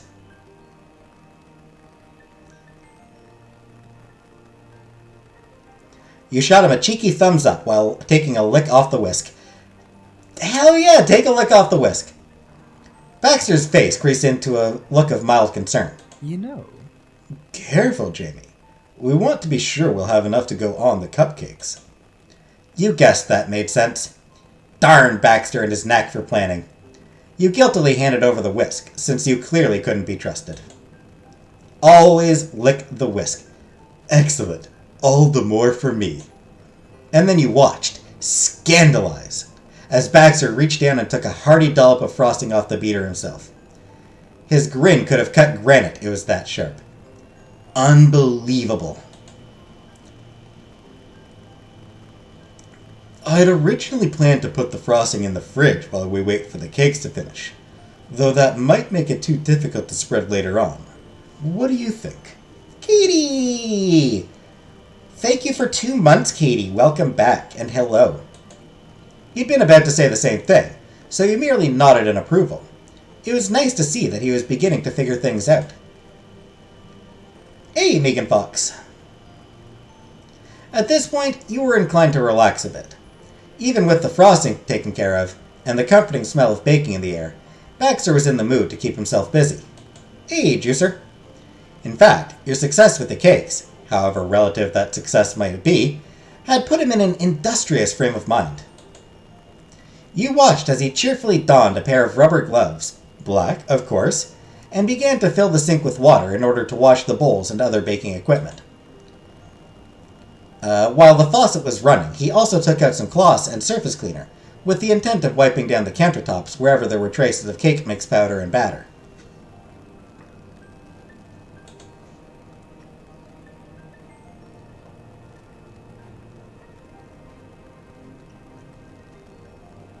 You left him to it. He seemed to be entertaining himself. Nah, you were really worn out. You sagged against the counter, feeling a wave of exhaustion crash over you like a breaker. Baxter glanced up, his face a shade worried, but you waved it off. Like the name Baxter and the cleaning? He's a catch! Suddenly there was a bright, tinkling sound. It jolted you out of whatever thought you'd been having. Baxter's hand went to his back pocket. The timer on his phone had run out. Exciting. The cakes are done! He was genuinely excited by the prospect, hastily jabbing at his screen to turn off the alarm, then grabbing a nearby pair of oven mittens with pictures of cats on. I want cat oven mitts. They must have belonged to the owner of the condo rather than Baxter himself, since the fabric was a deep red color. The cats were all black and white, though. You suppose that counted. Love fighting through exhaustion? Hell yeah. Carefully, cautiously, he eased the 3 baking pans out of the oven, placing them one by one onto the granite counter. He even recalled which had gone in first, second, and third, and removed them in the proper order. The cakes looked good. They'd risen uniformly, and the color was a nice, rich chocolate brown. They hadn't dried out either. You could see a faint, moist sheen on the surface. Woo! Good job! You chimed up as you admired your handiwork. Do you have anything to go underneath the pans? To protect the counter, I mean. Oh, that's a good point. I don't think there's anything here, though. It should be fine. Hopefully. The stone is real, not a veneer over a less sturdy material. Baxter stared down at the cakes, his face thoughtful. Then he removed the oven gloves, folded them on the tabletop, and pinched the bridge of his nose, eyes closed. So... I dread to ask, but how many of these were we supposed to make? I've only now realized I never asked Terry how much food she needs. Cat measuring cups? Aw, that's so cute, Trailer. I want those. Oh, you hadn't thought of that. While it had been decided you'd bring cupcakes, Terry had never said anything about quantity. She simply wanted another dessert besides her cake. You explained as much to Baxter. He breathed in through his nose, then sighed deeply and opened his eyes. Perhaps that's because Terry doesn't know herself. That's understandable. This whole party was extempore to begin with. I do hope 36 is enough. Even with the spare batter, we don't have time to prepare another batch. Not if they're to cool and be frosted before the event. I must extend my thanks once again that you brought your family's spare tins over. Otherwise, the crowd would be fighting over a paltry 12 cupcakes. Thank Moms for letting us have them. That was lucky. Quantity? Speaking of your family, you checked the clock on your phone to see how long ago you bade them farewell. Wow, it had already gone past midnight. You couldn't believe it got so late, and you couldn't even start the frosting until the cakes had cooled, which might take another hour or more. You put the phone down, glancing in Baxter's direction. You were acutely aware he was doing you a favor, more than one for that matter, and you didn't want to further impose if it be an issue. Spare batter, control freak. You decided to put the question to him directly, as much as you were able. What would be worse, staying up even later to finish everything tonight, or getting up bright and early tomorrow morning? Baxter scrunched up his face, his boyish nose wrinkling in distaste. Waking early, no question. Of course, you knew he'd say that before you even asked, but you wanted to give him the choice. It's fine, don't worry. I will stay awake as long as needed to see this endeavor through.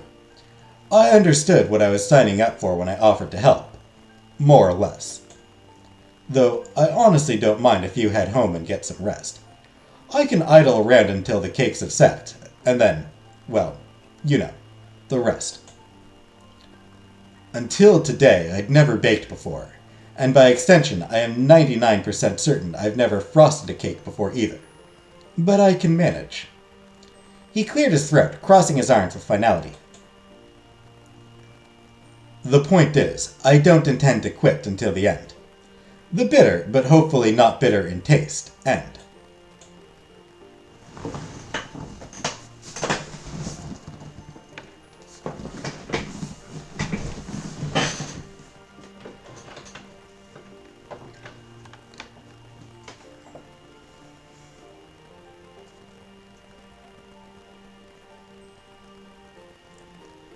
Well, after such a rousing speech, I can't exactly abandon you. I appreciate the understanding. I appreciate it greatly. Both your continued company and your help. We'll get through this with... what was it? The awesome and terrible power of teamwork? Bow down. Gorgeous metaphorical fuck.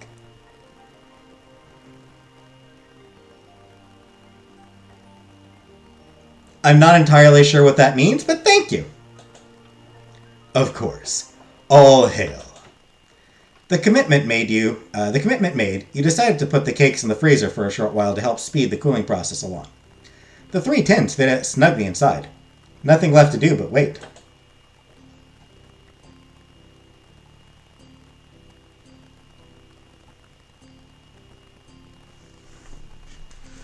You know, this was actually pretty fun. Oh, there's no need to sound quite so surprised about it. But I agree. It's been a delightful experience on the whole. Baxter pressed firmly against the freezer door, making positively sure that it had shut. He then tapped at his phone, setting another timer, before glancing in your direction. Well, Since we need to wait a while longer, why don't we take this opportunity to rest? You're welcome to use either the couch or a chair in the living room. His voice was sympathetic, laced with care. You'd been tired earlier. After all this extra work, you were exhausted.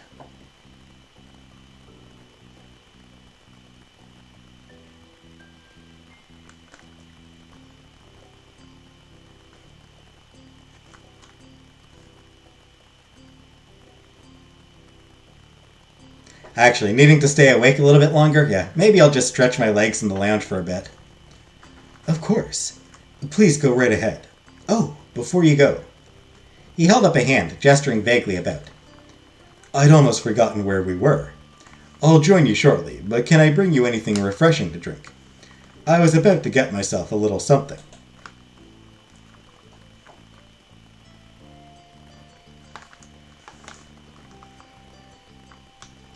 The dead twig in the backscape? Oh, this? Yeah. What are you having?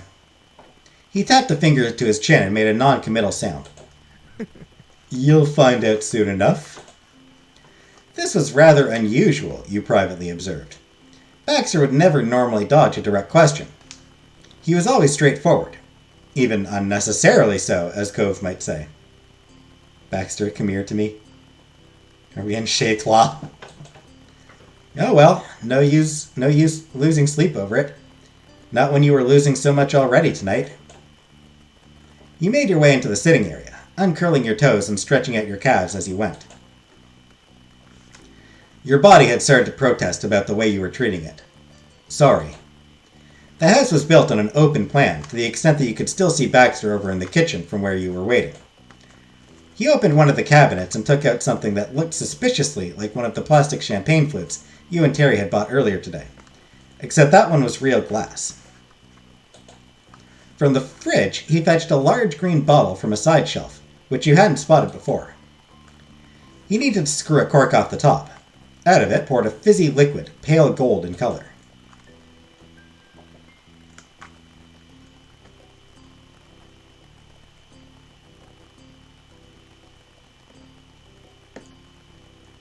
Toes and calves, hot-ish. You're actually drinking? In front of our newborn cupcakes? Yes. Correct. The reply came immediately, without so much as a glance in your direction. He had no compunction about what he was doing.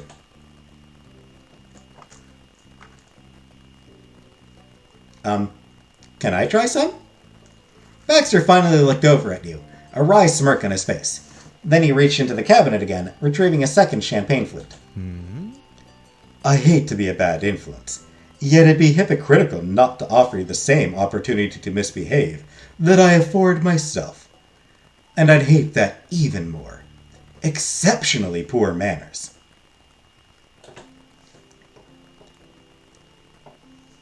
It's all right. I was the one who asked. Without another word, Baxter poured a fresh glass, taking them both in his hands. He carefully navigated his way out of the kitchen, coming to stand alongside you as he teased out a knot in one of your shoulders. You took the drink he held out. Then he clinked your glasses together and raised the one he had to his mouth. I won't tell if you don't. Frowned in disapproval. Never. His lips curled mischievously. But look at me, drinking on the job. What a shameful way to start my new party planning occupation. Pro bono, naturally.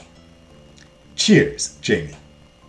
He took a long, slow sip of his champagne, closing his eyes and savoring the taste. He smacked his lips and let out a low ah of enjoyment. That hits the spot. Much better than that thing they called a baby Bellini. It was honestly pretty funny seeing him so carefree. Baxter had a dry sense of humor, and you were beginning to develop a taste for it. Your thoughts snagged on something Baxter had said a moment ago. His joke about drinking while on the clock. In a certain sense, you reasoned, it wasn't so much a joke after all.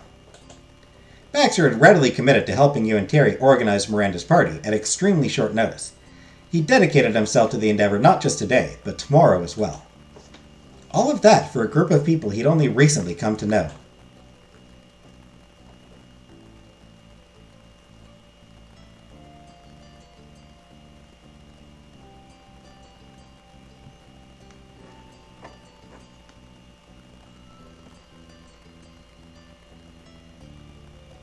I want to see his answer to this one. My pleasure.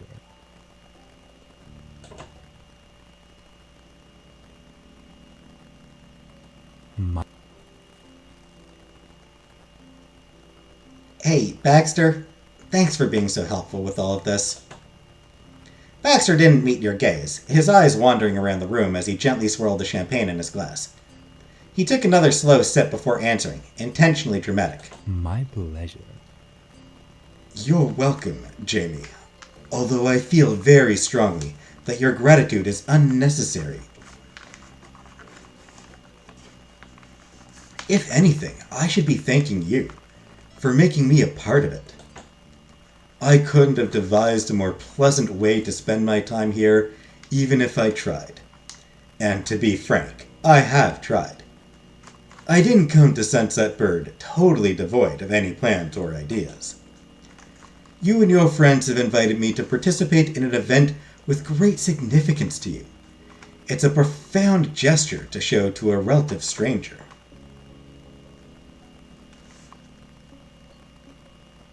I like Baxter too. I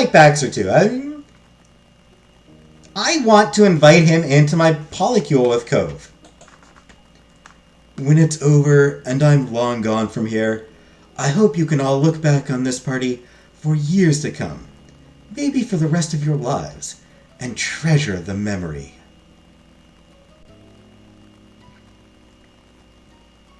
Me when I have tense gay feelings for a Chick-fil-A worker? Baxter sounds nothing like that.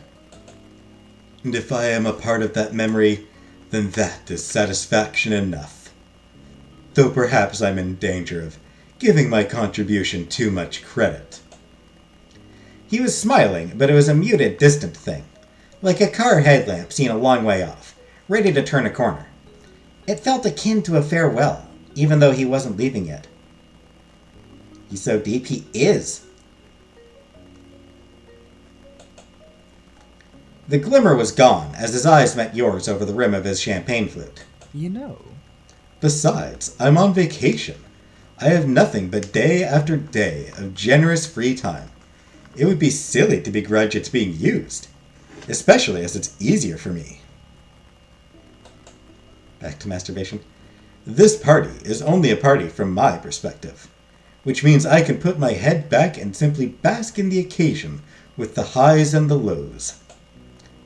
For you and your friends, this is important. It has weight. I have to say, I'm curious about the situation. You and Terry are both determined to make this a big event. But for all that, it seems a rather one-off affair. Not wishing to sound critical, but if you were in the regular habit of throwing each other parties, I would have expected better preparation for, well, the preparation. To be honest.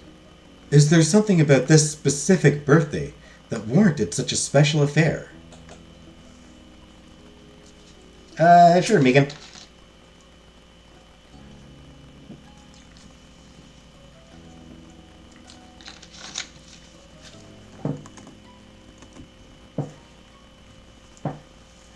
You found yourself taken aback by this. It wasn't like you hadn't thought about it either. You'd been doing as much earlier tonight. Knock off LV? No. It's an Earthbound shirt.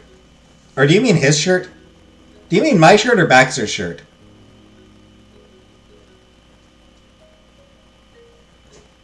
Because my shirt is,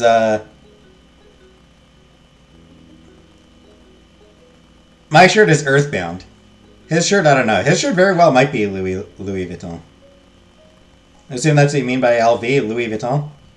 He could be wearing a Louis Vuitton shirt. He does come from money. Dude comes from money, so... it wasn't like you hadn't thought about it either. You'd been doing as much earlier tonight. But what with the rush to get all the ingredients and baking the cakes, you'd been distracted since then. All at once, the feelings you'd suppressed bubbled back up to the surface. Slowly, hesitantly, you began to talk.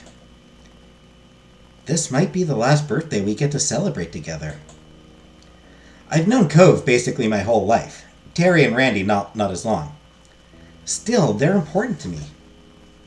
Soon we'll be grown up, and we'll head off to different places in life. And I can't just sit around without making the most of what we have left. No way! That's why this party has to be amazing. At least, that's how I feel. As he listened to your explanation, Baxter regarded you with a solemn expression. There was a pinch in his forehead where his eyebrows had come together. He was all sympathy. I'm sorry. I'm sorry you're going through a difficult experience. I wish I knew how to alleviate matters. It's so uncertain. Sadly, there are few, if any, guarantees in the world. Or rather, such is the case for the vast majority of us. I can believe there are people who can remain close to each other, in spite of distance and years between them. Those who will remain in your life, always. His countenance had softened, a faint hopefulness lighting his face, as moonlight washed on water. He spoke with tenderness. I believe you will find those kinds of people. I really do. And while nobody can say for sure, I'd bet that you already have.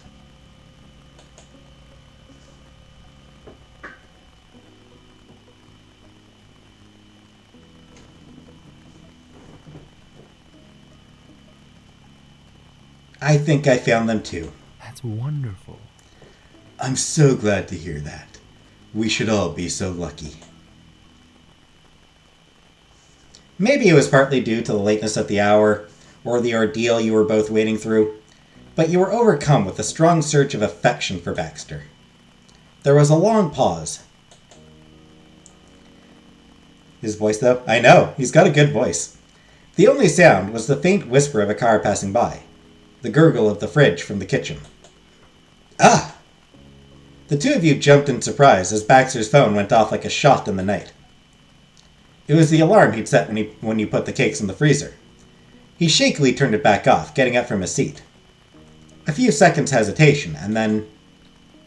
Well now, those cupcakes had better be ready for us. I think I want to have his virtual baby thingies. It had the vaguely dangerous quality of a threat, which was so absurd after the past few minutes that you couldn't help but giggle.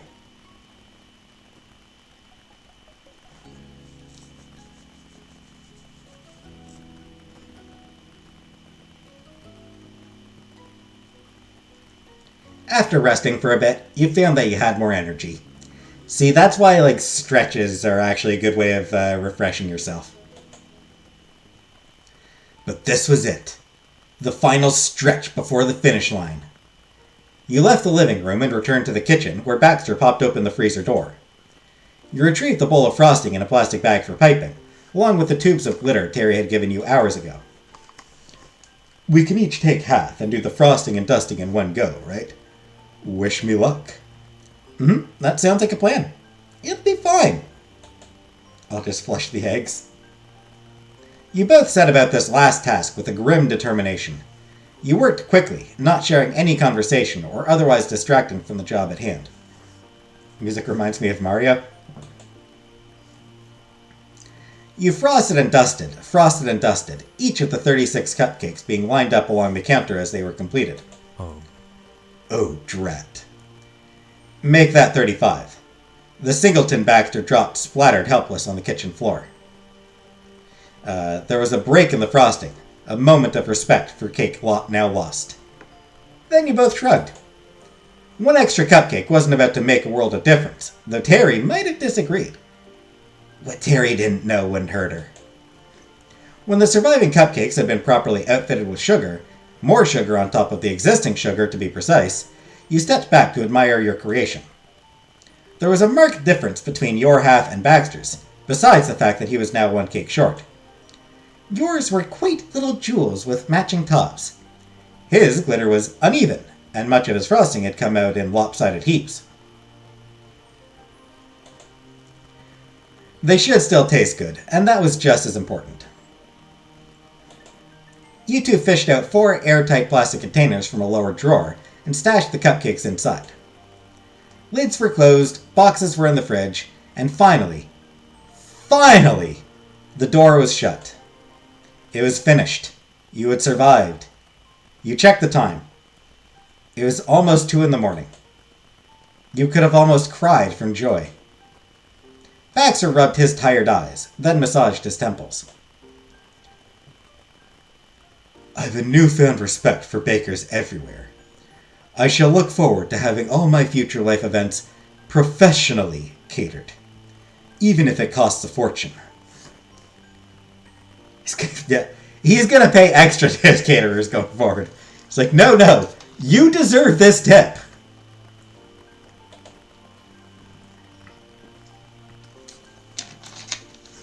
He stared down at the miserable remains of the casualty cupcake on the tile.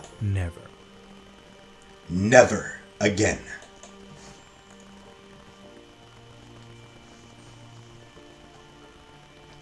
You laughed, the sight too funny for you to keep a straight face. Hey, J-Dot. Cupcakes are so hard to store and transport and present. Like I touch every single cupcake frosting, probably. Not wrong, Vanna. Ignore the mess. I can take care of it. I'll see you back to your house. I fear your parents might be worried that you've been out so late. You reassured him that it was fine. Your moms knew you were just across the street, and you'd said it might take a while. You weren't concerned. Baxter was relieved to hear it. The journey home was a blur, a disconnected sequence of images. As promised, Baxter walked with you down the steps of his condo and across the road. You remembered the stars twinkling overhead, the clap of your shoes on the asphalt as you skipped along. You ambled through your childhood home in the dark, by feel and instinct alone. You cantered the stairs in silence, tiptoed into your room, approached the bed, and then...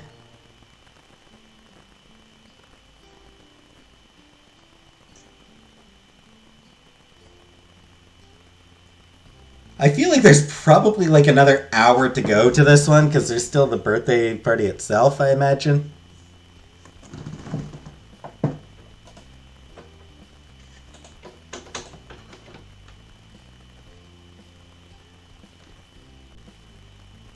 Give me a second. I want to check something very quickly.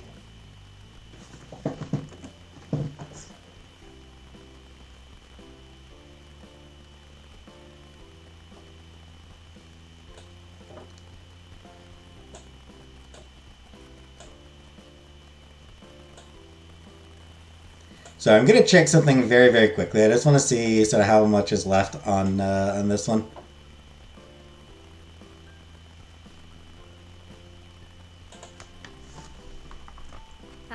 Honestly. Nice. Hey, Yeah. Forgive me. Okay, yeah. There's a lot left.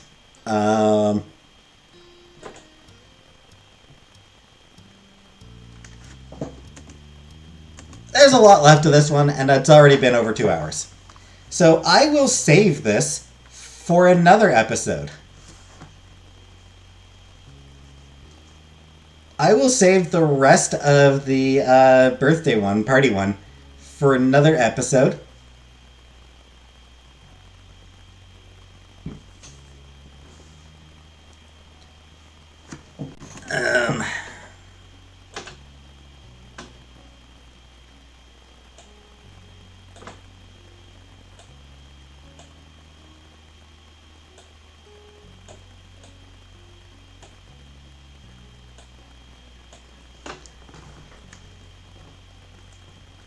Thanks, Megan. How do I enlarge myself? Click and drag, click and drag.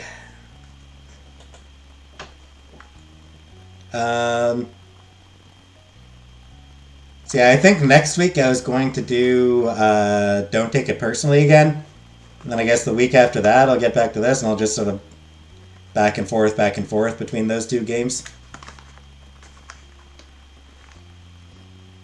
But yeah. That, I believe, is enough of that for tonight.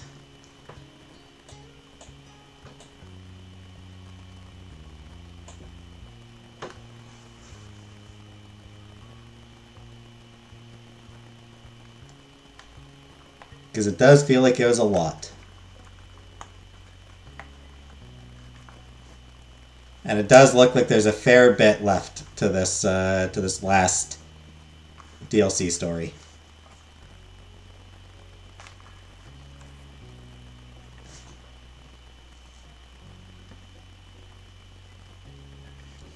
So, thanks for coming.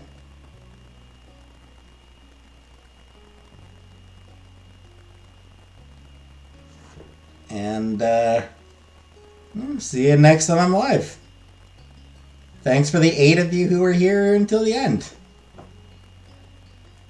And yeah, I'll see you next stream.